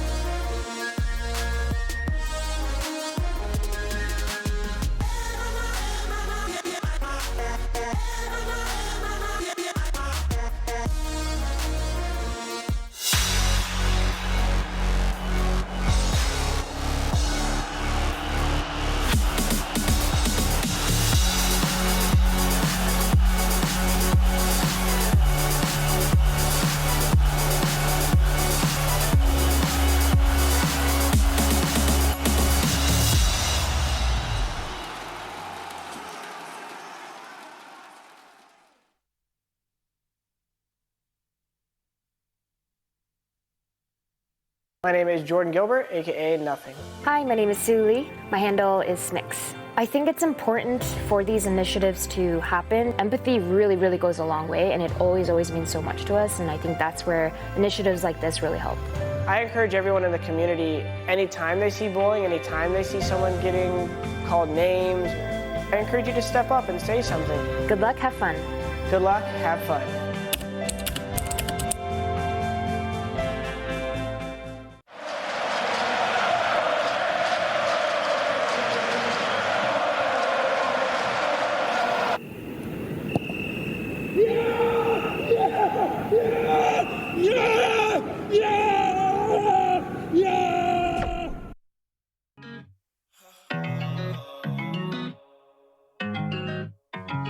I've been so anti yeah, you're a bad chick and you know that. Eyes roll back every time you throw that. Love letter on your bed, I wrote that. I need you and I'm not afraid to show that. Buy you anything, anything on your everything, everything. Buy you anything, anything on your everything, everything. My world falls down when you pick me up. I came up from a small town, no one hit me up. Now they wanna be my friend. Everybody play pretend. But now I'm pulling up in a Bentley. No, really ain't shit you can tell without me. I just wish somebody would help me. This lifestyle is not healthy. I could buy you anything, anything on your everything, everything. Buy you anything, anything on your everything. I could buy you anything, anything on your everything, everything. Buy you anything, anything on your everything. She's a goth girl, welcome to my goth world. Fell in love with the